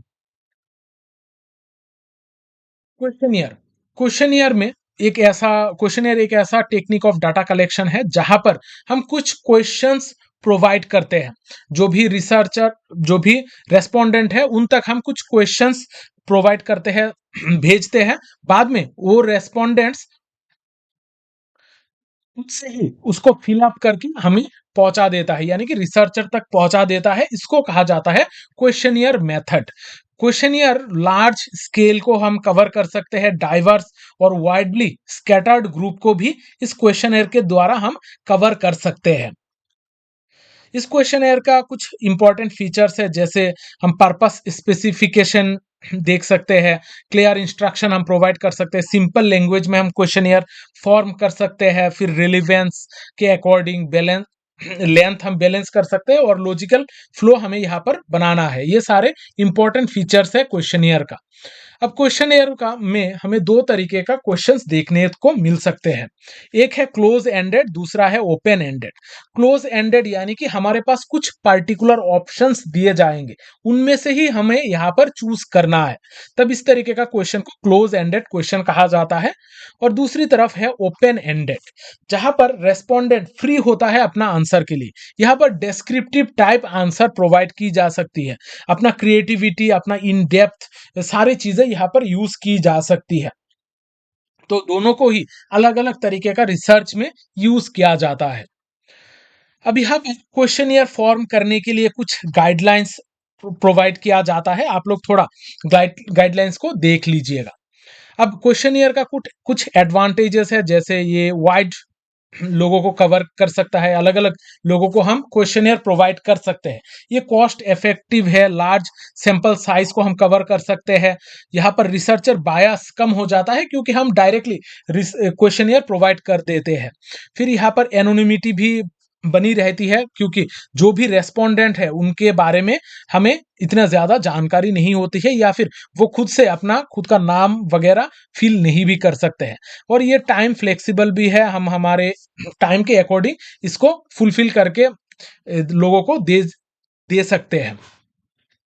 यहाँ पर क्वेश्चनर का कुछ डिसएडवांटेजेस भी है, जैसे ये सिर्फ लिटरेट पॉपुलेशन के लिए है, यानी कि जो लोग पढ़े लिखे हैं वो ही सिर्फ ये क्वेश्चनियर को फुलफिल कर सकते हैं। और यहाँ पर क्वेश्चनियर में हमें लो रेस्पॉन्स रेट देखने को मिलता है, हर कोई क्वेश्चनियर को फिल नहीं करता है, बहुत सारे लोग इनकम्प्लीट छोड़ देते हैं। यहाँ पर क्लेरिफिकेशन का प्रॉब्लम हो सकता है, अगर कोई भी क्वेश्चन समझ में नहीं आया है तो ये लोग रेस्पोंडेंट्स जो है वो इसको स्किप कर देते हैं। स्टैंडर्डाइजेशन का इशू है, या फिर ये प्री टेस्टिंग के ऊपर डिपेंड करता है। दूसरा जो पॉइंट है वो है शेड्यूल।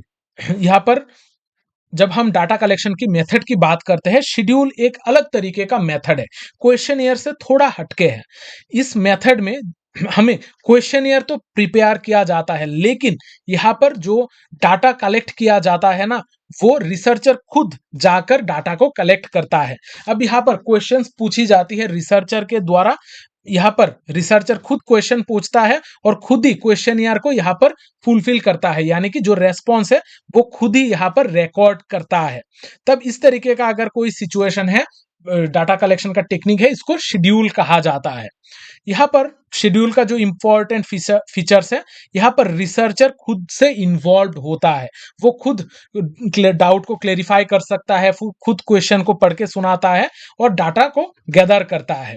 फिर यहाँ पर वो खुद से एडॉप्ट कर सकता है, कि एक्सप्लेन कर सकता है, क्वेश्चंस को रिफ्रेम कर सकता है, रीऑर्डर कर सकता है अपने जरूरत के हिसाब से। यहाँ पर कॉम्प्रिहेंसिव डाटा कलेक्शन हमें देखने को मिलता है। यहाँ पर एडवांटेजेस तो है, लेकिन साथ ही साथ कुछ डिसएडवांटेजेस भी शेड्यूल में है, जैसे टाइम कंज्यूमिंग है, यहाँ पर बहुत वक्त लग सकता है, यहाँ पर आप हर इंसान तक नहीं पहुंच सकते हो, लिमिटेड जियोग्राफिकल रीच हमें देखने को मिलता है। यहाँ पर रिसर्चर का बायस भी हो सकता है।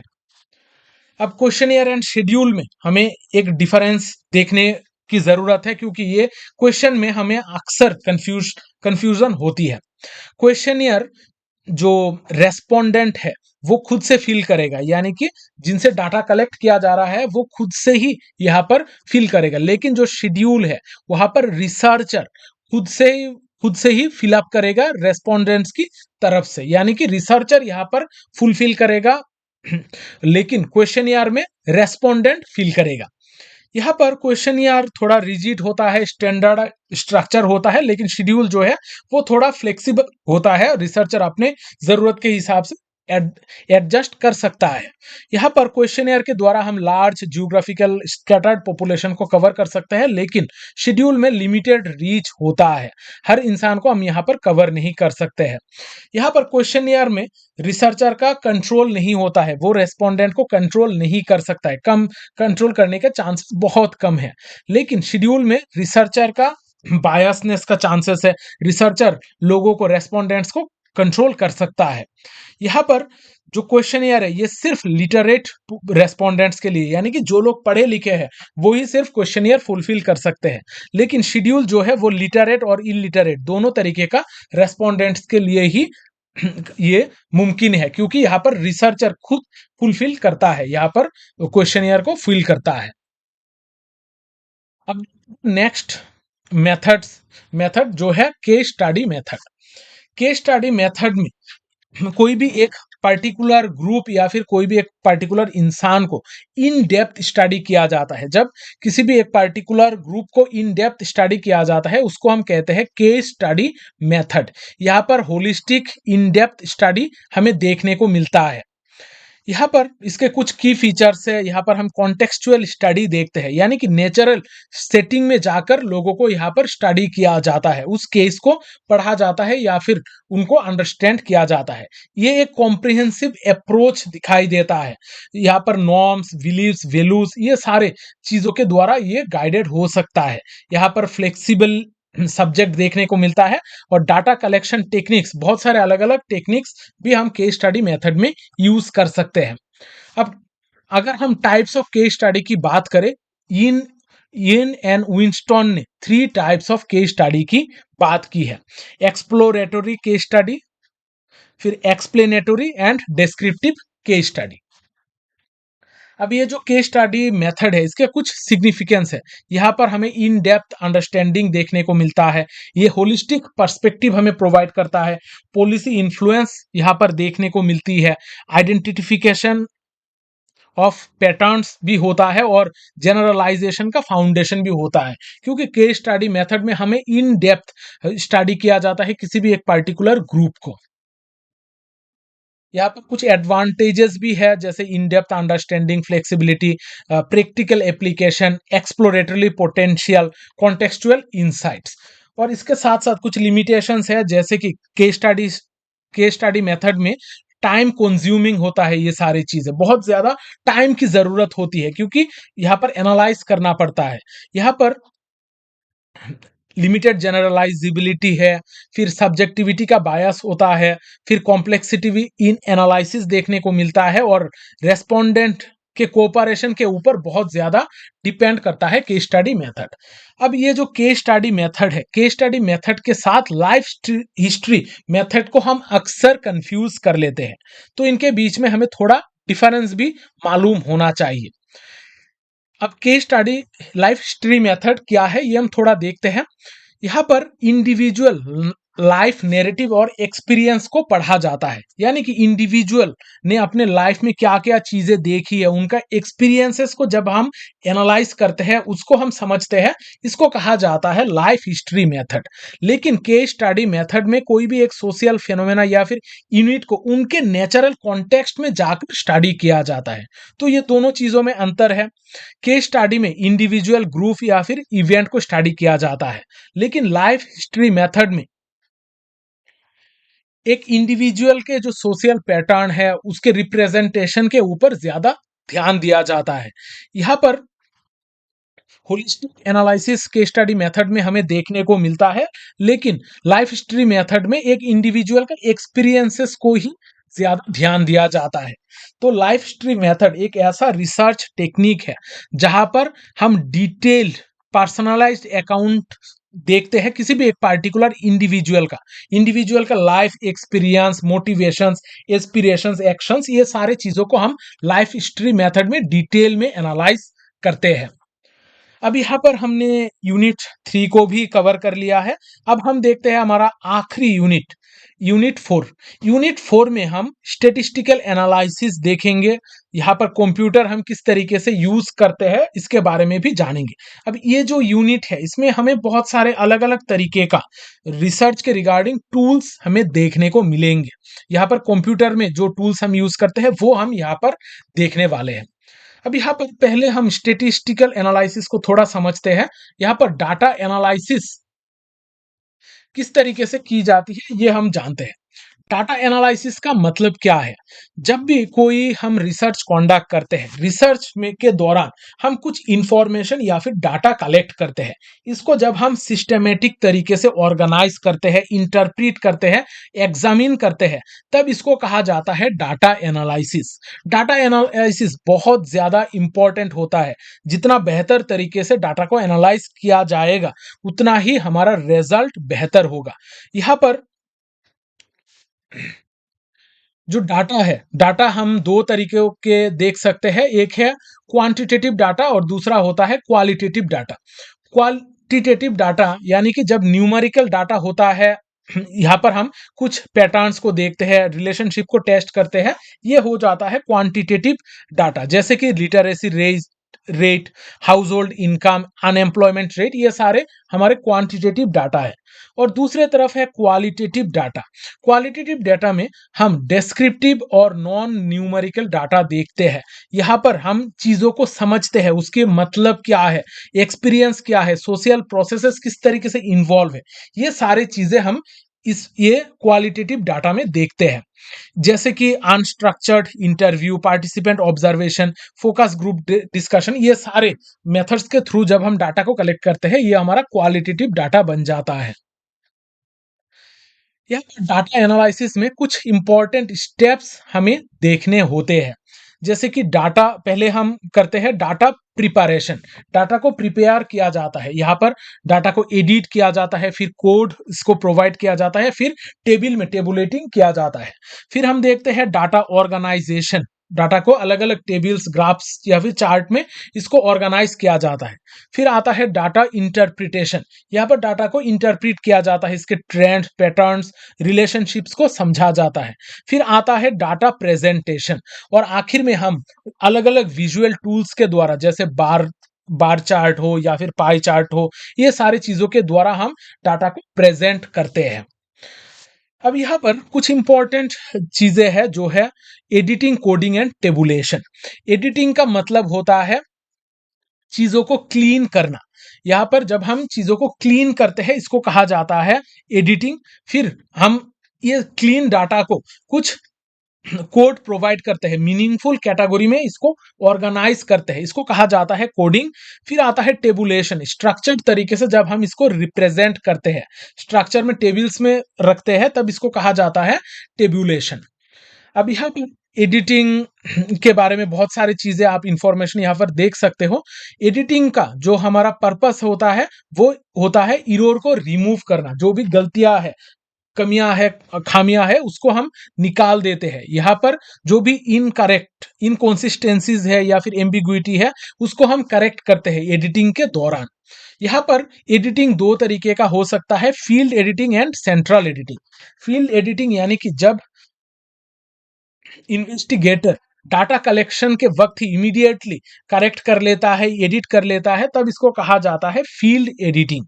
लेकिन जो सेंट्रल एडिटिंग है, वो डाटा एनालिसिस के वक्त या फिर जो रिसर्च टीम है वो मिलकर बैठकर करती है, तब इसको कहा जाता है सेंट्रल एडिटिंग।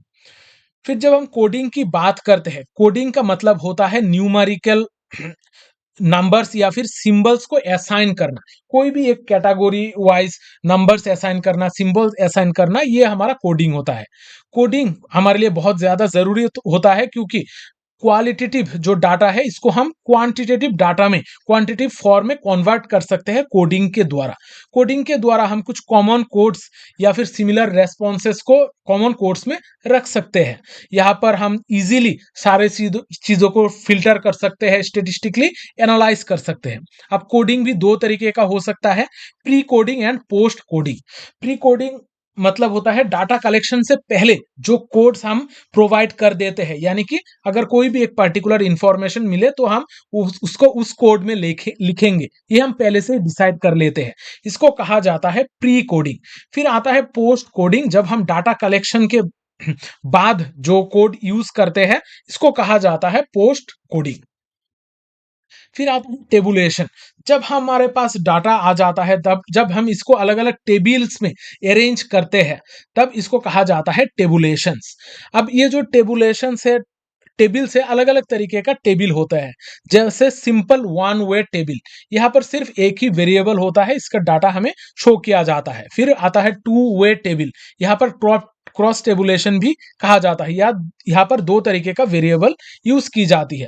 फिर आता है कॉम्प्लेक्स टेबल, जहां पर मल्टीपल वेरिएबल्स को इंक्लूड किया जाता है। अब देखते हैं डाटा एनालिसिस का टेक्निक।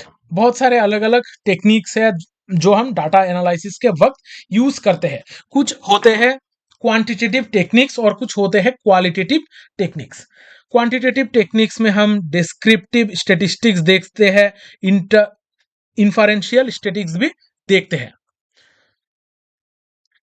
अभी डिस्क्रिप्टिव स्टैटिस्टिक्स में हम क्या करते हैं, डाटा को समराइज करते हैं।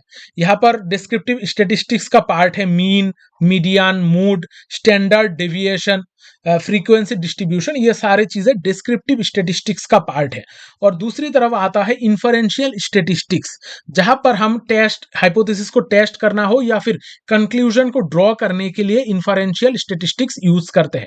जैसे कि correlation, regression analysis, chi square test, t test या फिर एनोवा, ये सारे इन्फरेंशियल स्टैटिस्टिक्स है। अब इनको थोड़ा केयरफुली याद रखिएगा, क्योंकि एग्जाम में इनसे घुमा फिरा कर क्वेश्चन पूछी जाती है।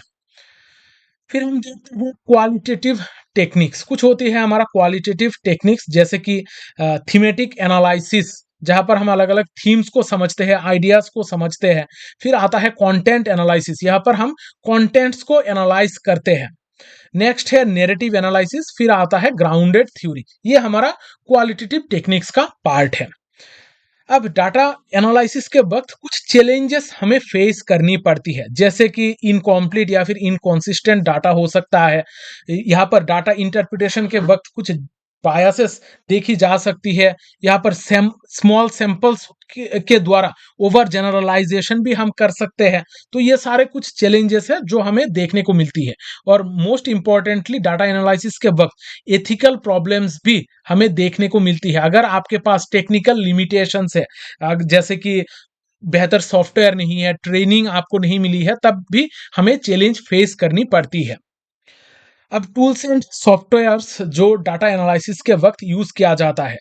क्वांटिटेटिव डाटा के वक्त, जब भी क्वांटिटेटिव डाटा होता है, तब कुछ सॉफ्टवेयर्स या फिर टूल्स हम यूज करते हैं, जैसे कि SPSS। ये बहुत ही पॉपुलर है। ये इसका फुल फॉर्म है statistical package for the social sciences. इसके अलावा MS Excel, Stata, R programming language, Python, ये सारी चीजें यूज की जाती है। और जो क्वालिटेटिव डाटा है, क्वालिटेटिव डाटा के लिए हम NVivo, atlas.ti, मैक्सकड़ा, डिडोस, ये सारे सॉफ्टवेयर्स यूज हम करते हैं। अब यहाँ पर मैंने एक चार्ट प्रोवाइड किया है। इस चार्ट से प्रीवियस एग्जाम में भी क्वेश्चन आ चुका है, तो इसको थोड़ा केयरफुली देखिएगा, एकदम लाइटली मत लीजिएगा इस चीज को। यहाँ पर जैसे कि अगर हम क्राइटेरिया, अलग अलग क्राइटेरिया है और उसमें कौन से टूल्स को हम यूज करते हैं। जैसे कोई अगर बिगिनर या फिर बेसिक एनालिसिस अगर हमें करना है, तो हम MS एक्सेल या फिर SPSS यानी कि statistical package for social sciences use कर सकते हैं। थोड़ा एडवांस स्टेटिस्टिकल एनालिसिस के लिए आर प्रोग्रामिंग, पाइथन, स्टेटा, ये हम यूज करते हैं। नैरेटिव एंड टेक्स्ट एनालिसिस के लिए, यानी कि जब भी टेक्स्ट को हमें एनालाइज करना है, तब हम NVivo, atlas.ti, मैक्सकड़ा, ये सारे सॉफ्टवेयर्स यूज करते हैं।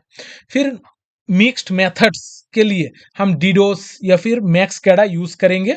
फिर डाटा विजुअलाइजेशन के लिए टेब्यूला, पावर BI, ये सारे चीजें यूज की जाती है। तो ये चार्ट को थोड़ा अच्छी तरीके से देख के जाइएगा। अब हम रिपोर्ट राइटिंग। अभी हमने डाटा एनालिसिस कर ली है। डाटा एनालिसिस के बाद आखिर में आता है हमारा रिपोर्ट राइटिंग। रिपोर्ट राइटिंग के वक्त हमें बहुत सारी चीजें ध्यान में रखनी होती है। रिपोर्ट राइटिंग का मतलब क्या है? रिपोर्ट राइटिंग होता है systematic, coherent and well organised document. यहाँ पर जब हम सिस्टमेटिक तरीके से हमारा पूरा रिसर्च को जब लिखते हैं, तब इसको कहा जाता है रिसर्च रिपोर्ट। रिसर्च रिपोर्ट का ऑब्जेक्टिव्स होता है कि हम क्लियर तरीके से यहाँ पर कम्युनिकेट कर सके कि क्या हमारा फाइंडिंग्स है। यहाँ पर हम एविडेंस बेस्ड कंक्लूजन को प्रेजेंट करते हैं रिपोर्ट राइटिंग में। यहाँ पर फ्यूचर पॉलिसी या फिर फ्यूचर रिसर्च को भी गाइड किया जाता है इस रिसर्च रिपोर्ट के द्वारा। ये रिसर्च रिपोर्ट हमारे लिए बहुत ज्यादा जरूरी बन जाता है। अब बहुत सारे अलग अलग तरीके का रिसर्च रिपोर्ट देखने को मिलती है, जैसे कि descriptive report, analytical, technical, popular, thesis या फिर डिसर्टेशन। ये सारे तरीके का रिसर्च रिपोर्ट देखी जाती है। अब रिसर्च रिपोर्ट का जो स्ट्रक्चर्ड है वो किस तरीके का है, मतलब हम जब भी रिसर्च रिपोर्ट लिखेंगे तो वो किस स्ट्रक्चर में होना चाहिए, ये बहुत इंपॉर्टेंट पोर्शन है। इसको जरूर याद रखिएगा, नोटबुक में भी इसको लिख कर रखिएगा। यहाँ पर हम दो हिस्सों में हमारे रिसर्च रिपोर्ट को बांट सकते हैं। पहला है प्रिलिमिनरी पेजेस, दूसरा होता है मेन बॉडी। प्रिलिमिनरी पेजेस में हम रखते हैं, पहले आता है हमारा टाइटल पेज, फिर आता है एक्नॉलेजमेंट, फिर लिखते हैं टेबल्स ऑफ कंटेंट्स, उसके बाद एब्स्ट्रैक्ट या फिर एग्जीक्यूटिव समरी। फिर हम जब मेन बॉडी की बात करते हैं, मेन बॉडी में यानी कि ये हमारा एक्चुअल रिसर्च रिपोर्ट है। यहाँ पर शुरुआत होती है हमारा इंट्रोडक्शन से, उसके बाद आता है review of literature, methodology, results या फिर फाइंडिंग्स, डिस्कशन, कंक्लूजन, रेफरेंस या फिर बिब्लियोग्राफी, और आखिर में अपेंडिसेस। ये हमारा क्रोनोलॉजी है। अब ध्यान दीजिएगा, हमने पहले रिसर्च के स्टेप्स के बारे में पढ़ा है, वहां पर हमने पढ़ा है कि किस तरीके से हम रिसर्च कर सकते हैं, लेकिन ये जो स्ट्रक्चर ऑफ रिसर्च रिपोर्ट है, ये हम किस तरीके से रिसर्च रिपोर्ट को लिखेंगे, क्या क्या चीजें क्रोनोलॉजिकली हम अरेंज करेंगे, ये है हमारा रिसर्च रिपोर्ट का स्ट्रक्चर। तो ये हमारा एक्चुअल किस तरीके से हम रिसर्च रिपोर्ट लिखेंगे उसका एक स्ट्रक्चर है। और जो पहले हमने पढ़ा था वो है अलग अलग रिसर्च का स्टेप्स, के रिसर्च कंडक्ट करते वक्त हमें क्या क्या स्टेप्स फॉलो करने चाहिए। अभी हमें रेफरेंस, बिब्लियोग्राफी या फिर अपेंडिसेस, ये सारे टर्म्स क्या है ये हमें थोड़ा जानना होगा। रेफरेंस या फिर बिब्लियोग्राफी, वो ये होते हैं हमारा list of all books, articles, report या फिर सोर्सेस जो हम रिपोर्ट में हमने बताई है। यहाँ पर अलग अलग स्टैंडर्डाइज फॉर्मेट है रेफरेंस या फिर बिब्लियोग्राफी लिखने के लिए। रेफरेंस कौन से वो चीजें हैं, रेफरेंस होती है वो सारे वर्क्स जो हमने डायरेक्टली हमारे रिपोर्ट में लिखा है, यानी कि डायरेक्टली साइटेड है हमारे रिपोर्ट में, उसको कहा जाता है रेफरेंस। और बिब्लियोग्राफी होता है सारे सोर्सेस, जो सारे सोर्सेस हमने यूज किए हैं हमारे रिसर्च के दौरान। यहाँ पर साइटेड हो भी सकते हैं या फिर हम ये सारे सोर्सेस हमने यूज की है, तो सारे सोर्सेस को जब हम यूज करेंगे, इंक्लूड करेंगे एक साथ, इसको कहा जाता है बिब्लियोग्राफी। रेफरेंसेस में सिर्फ साइटेड आते हैं, लेकिन बिब्लियोग्राफी में सारे सोर्सेस को हम इंक्लूड कर देते हैं। फिर आता है अपेंडिसेस। अपेंडिसेस होते हैं हमारा रॉ डाटा, जो भी रॉ डाटा हमको मिला है, जैसे रिसर्च करते वक्त जो भी चीजें हमने कलेक्ट की है, जो डाटा कलेक्ट की है, जो भी क्वेश्चनियर हमने यूज की है, कॉन्सेंट फॉर्म हो या फिर अदर सप्लीमेंट्री मटेरियल्स हो, ये सारे चीजें हमारा अपेंडिसेस का पार्ट है। यानी कि जो भी हमने रिसर्च के दौरान डाटा यूज किया है वो हमारे सारे हो जाएंगे अपेंडिसेस। तो ये तीनों टर्म को थोड़ा केयरफुल्ली याद रखिएगा, एग्जाम में इनसे क्वेश्चंस पूछे जाते हैं। अब यहाँ पे कुछ मेजर साइटेशन स्टाइल्स हम देख लेते हैं कि किस तरीके से हम रेफरेंस या फिर बिब्लियोग्राफी लिखी जाती है। यहाँ पर जो मोस्ट कॉमनली यूज्ड है, जो सोशल साइंसेस में हम यूज करते हैं, वो है एपीए स्टाइल, जिसको अमेरिकन साइकोलॉजिकल एसोसिएशन भी कहा जाता है। फिर आता है MLA, modern language association, Chicago language manual of style, फिर आता है हार्वर्ड रेफरेंसिंग। इस तरीके का अलग अलग मेजर साइटेशन स्टाइल्स यूज किया जाता है।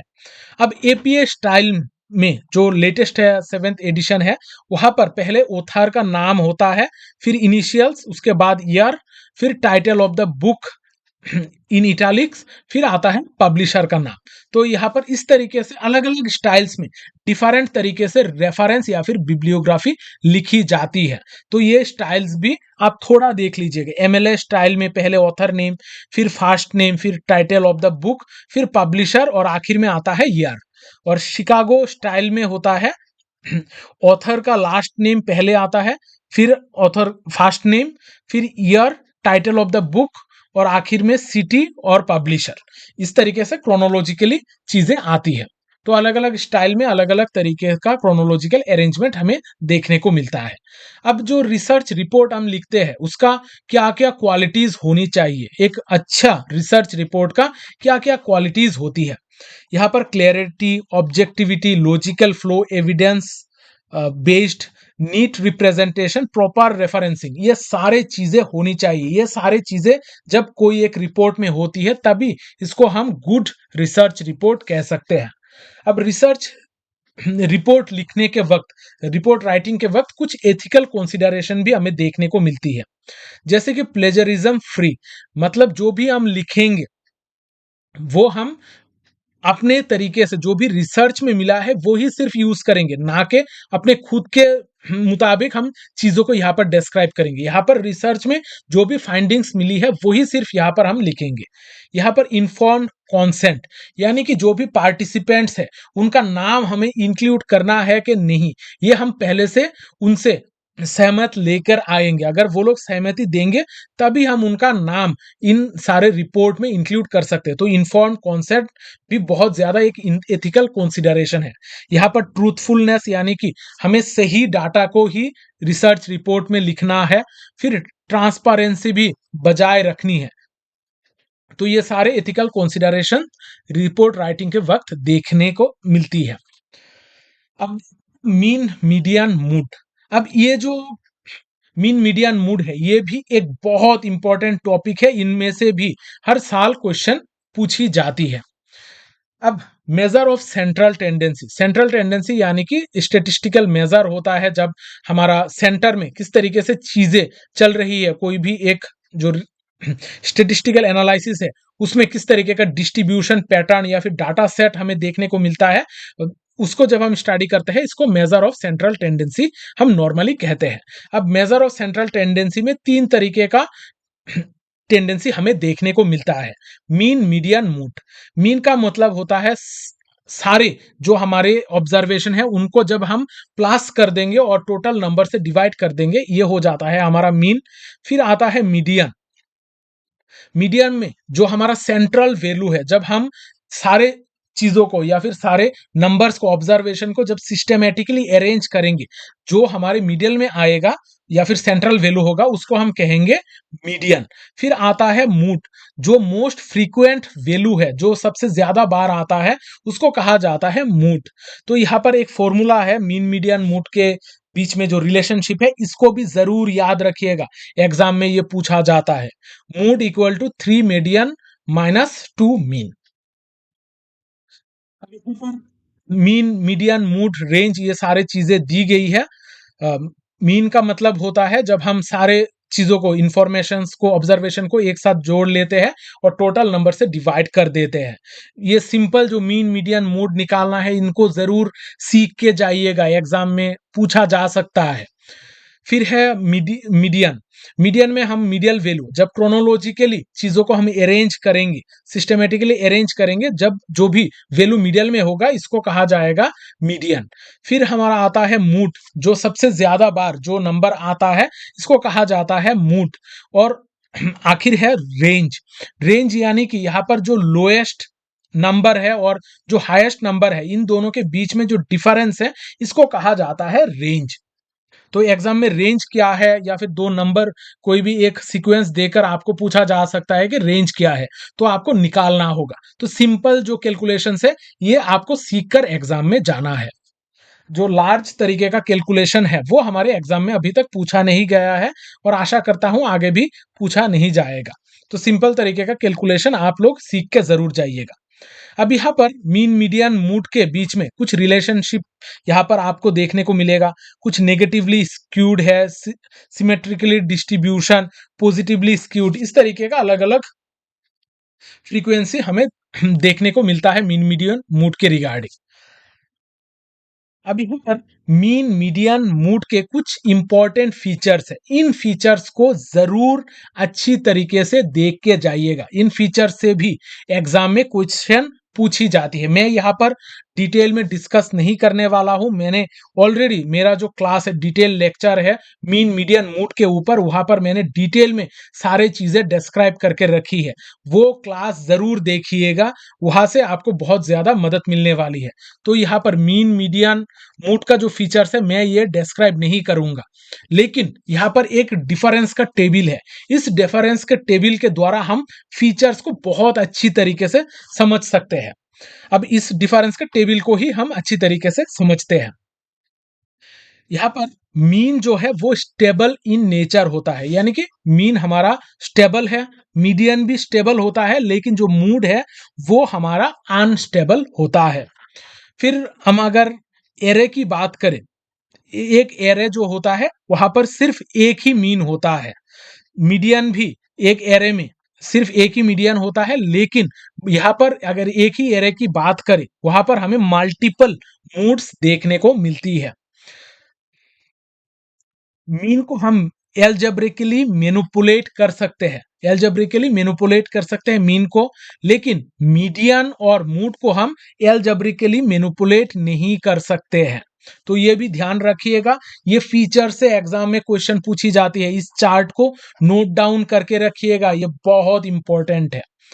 अब यहाँ पर मीन जो है, जब भी ओपन एंड्स होंगे, कोई भी डाटा सेट का अगर ओपन एंड्स होगा तब इसको हम मीन को कैलकुलेट नहीं कर सकेंगे, लेकिन ओपन एंड होते हुए भी हम मीडियन और मूड को कैलकुलेट कर सकते हैं। अब मीन को कैलकुलेट करने के लिए वैल्यूज को हमें ऑर्डर में रखने की जरूरत नहीं है, अरेंज करने की जरूरत नहीं है, लेकिन जो मीडियन है, मीडियन और मूड को निकालने के लिए हमें वैल्यूज को अरेंज करना होगा, ऑर्डर में रखना होगा। अब मीन जो है वो एक्सट्रीम वैल्यूज के द्वारा अफेक्टेड होता है। कोई भी अगर एक एक्सट्रीम वैल्यू हमारे ऑब्जर्वेशन में चला आए तब हमारा मीन बहुत ज्यादा चेंज हो सकता है, लेकिन जो मीडियन और मूड है ये एक्सट्रीम वैल्यूज के द्वारा इतनी ज्यादा अफेक्टेड नहीं होता है, ये अफेक्टेड नहीं है। तो ये जो चार्ट है ये जरूर याद रख लीजिएगा।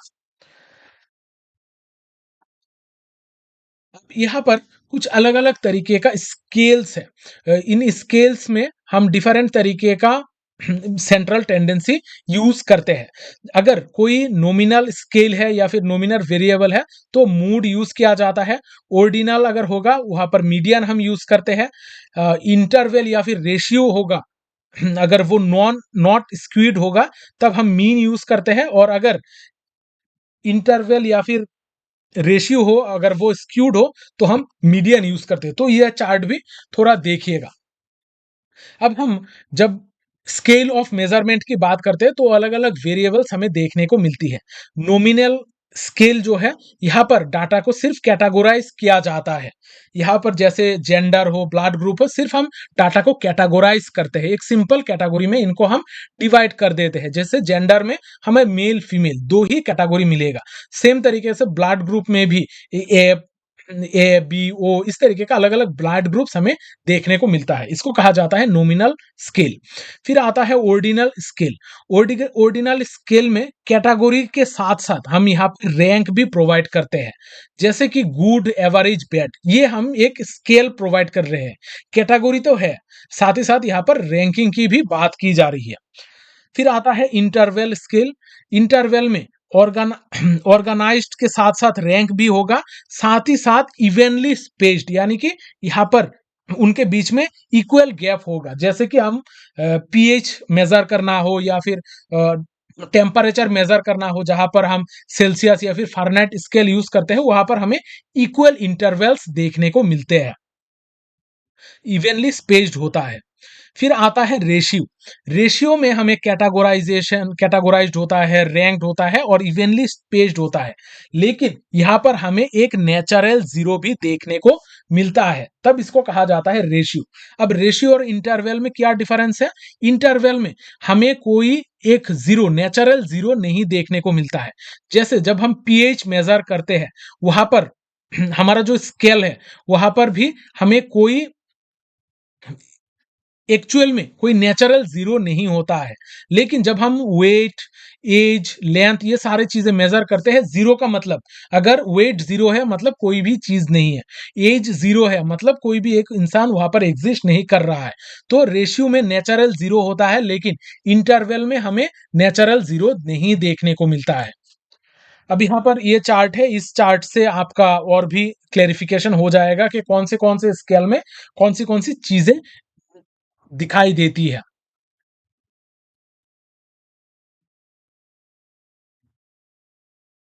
मीन को हम कब यूज करते हैं, इसके रिगार्डिंग यहाँ पर दी गई है, आप लोग थोड़ा देख लीजिएगा। मैं सारी चीजें यहाँ पर डिस्कस नहीं कर रहा हूँ क्योंकि मैंने डिटेल क्लास ऑलरेडी करा के रखा है मीन, मीडियन, मूड के रिगार्डिंग।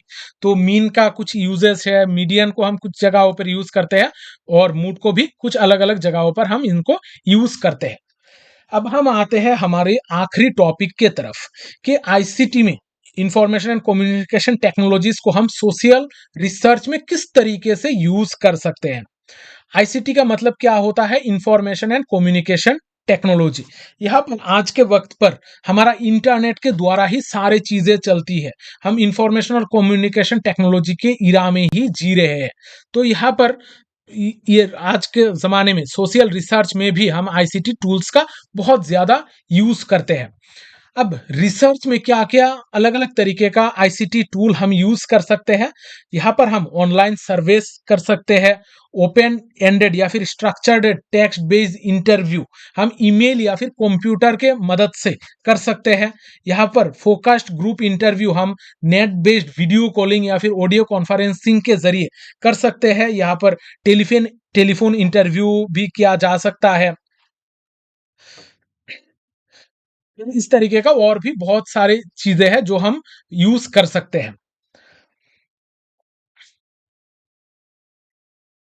पर रिसर्च के टूल में जो हम इंटरनेट के जमाने में जो भी चीजें यूज करते हैं, इनमें से एक इंपॉर्टेंट है केक दास, यानी कि computer assisted qualitative data analysis software. इस सॉफ्टवेयर को यूज करके बहुत सारे हम रिसर्च कंडक्ट कर सकते हैं। यहाँ पर अलग अलग चीजें इस सॉफ्टवेयर में हमें देखने को मिलती है। और सबसे मोस्ट इंपॉर्टेंटली यूज किया जाने वाला जो हमारा सॉफ्टवेयर है वो है SPSS, statistical package for social sciences. यहाँ पर हम कंप्यूटर सॉफ्टवेयर के द्वारा अलग अलग डाटा को एनालाइज करते हैं, मैनेज करते हैं, और यहाँ पर स्टेटिस्टिकल एनालाइज किया जा सकता है इस सॉफ्टवेयर के द्वारा। अब देखते हैं use of computers in social research. Social research के वक्त हम किस तरीके से कंप्यूटर को यूज कर सकते हैं। कंप्यूटर को हम बहुत सारे अलग-अलग चीज़ों के लिए यूज़ कर सकते हैं, जैसे डाटा को कलेक्ट करना हो या फिर प्रोसेस करना हो, एनालाइज़ हो, इंटरप्रेट हो या फिर प्रेज़ेंट हो। सारे काम के लिए आज के वक़्त पर हम कंप्यूटर का इस्तेमाल करते हैं। यहाँ पर कुछ इम्पोर्टेंट चीज़ें हैं, कुछ इम्पोर्टेंट पॉइंट्स हैं जहाँ पर हम कंप्यूटर की मदद लेते हैं सोशल रिसर्च में। जैसे कि डाटा कलेक्शन के वक़्त, डाटा स्टोरेज या फिर मैनेजमेंट के लिए, डाटा प्रोसेसिंग के लिए, स्टैटिस्टिकल एनालिसिस के लिए, डाटा विजुअलाइज़ेशन के लिए, qualitative data analysis, literature review and information retrieval, report writing and representation, ये सारे चीज़ों के लिए हम आज कंप्यूटर का यूज़ करते हैं। तो हम आज के ज़माने में अगर बात करें तो सोशल रिसर्च में कंप्यूटर एक बहुत इंपॉर्टेंट रोल निभाता है। हम इंटरनेट के ज़रिए बहुत सारी चीज़ें आज कर सकते हैं। अब ये जो कंप्यूटर का यूज़ है, इसके वजह से हमें क्या-क्या एडवांटेजेस मिलती है सोशल रिसर्च में। यहाँ पर स्पीड एंड एफिशिएंसी देखने को मिलता है। डाटा प्रोसेसिंग आज बहुत ही तेज़ी से हम कर सकते हैं। यहाँ पर एक्यूरेसी बहुत ज़्यादा बढ़ जाता है क्योंकि स्टैटिस्टिकल कैलकुलेशंस बहुत ही ईज़िली कंप्यूटर की मदद से हम कर सकते हैं। यहाँ पर लार्ज डाटा सेट्स को हम हैंडल कर सकते हैं बहुत ही ईज़िली।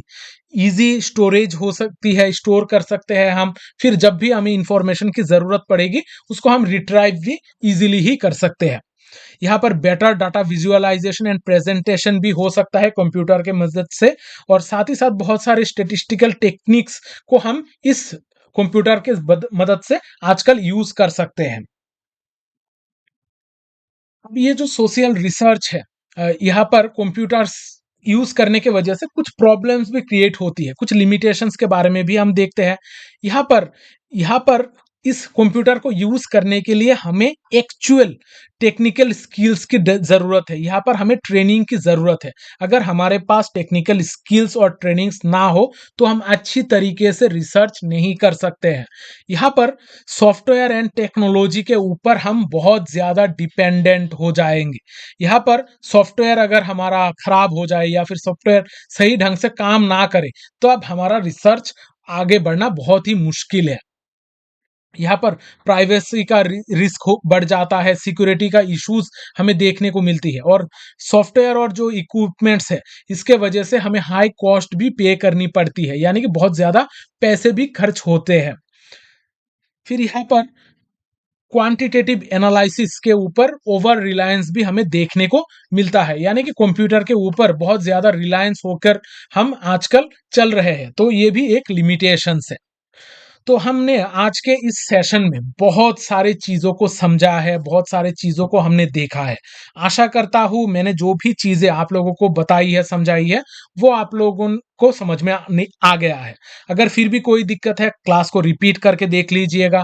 यहाँ पर जो भी चीजें मैंने आज कवर की है, हर चीज के लिए सेपरेट डिटेल क्लास मैंने ऑलरेडी प्लेलिस्ट पे दे के रखी है, तो प्लेलिस्ट सेक्शन जरूर चेक कीजिएगा। वहां से आप लोग डिटेल में सारे चीजों को पढ़ सकते हो और उससे आपका कॉन्सेप्चुअल अंडरस्टैंडिंग और भी बेहतर होगी। अगर आपको नोट्स चाहिए तो आप लोग नोट्स भी परचेज कर सकते हो। आप टेलीग्राम पे मुझको कांटेक्ट कर सकते हो या फिर व्हाट्सएप पे भी आप मुझको मैसेज कर सकते हो। तो आज का सेशन यहाँ पर ही हम खत्म करते हैं। अगर क्लास अच्छी लगी है तो वीडियो को लाइक और शेयर जरूर कर देना, क्योंकि शेयरिंग इज केयरिंग। इस चैनल पे आपको बहुत सारे प्लेलिस्ट मिल जाएगी, अलग अलग डिफरेंट एग्जाम के लिए मैंने डिफरेंट प्लेलिस्ट बना के रखी है, तो प्लेलिस्ट सेक्शन जरूर चेक कर लीजिएगा। तो मिलते हैं अगली सेशन में, तब तक अच्छे रहिए, स्वस्थ रहिए और लोगों में प्यार बांटते रहिए। जय हिंद।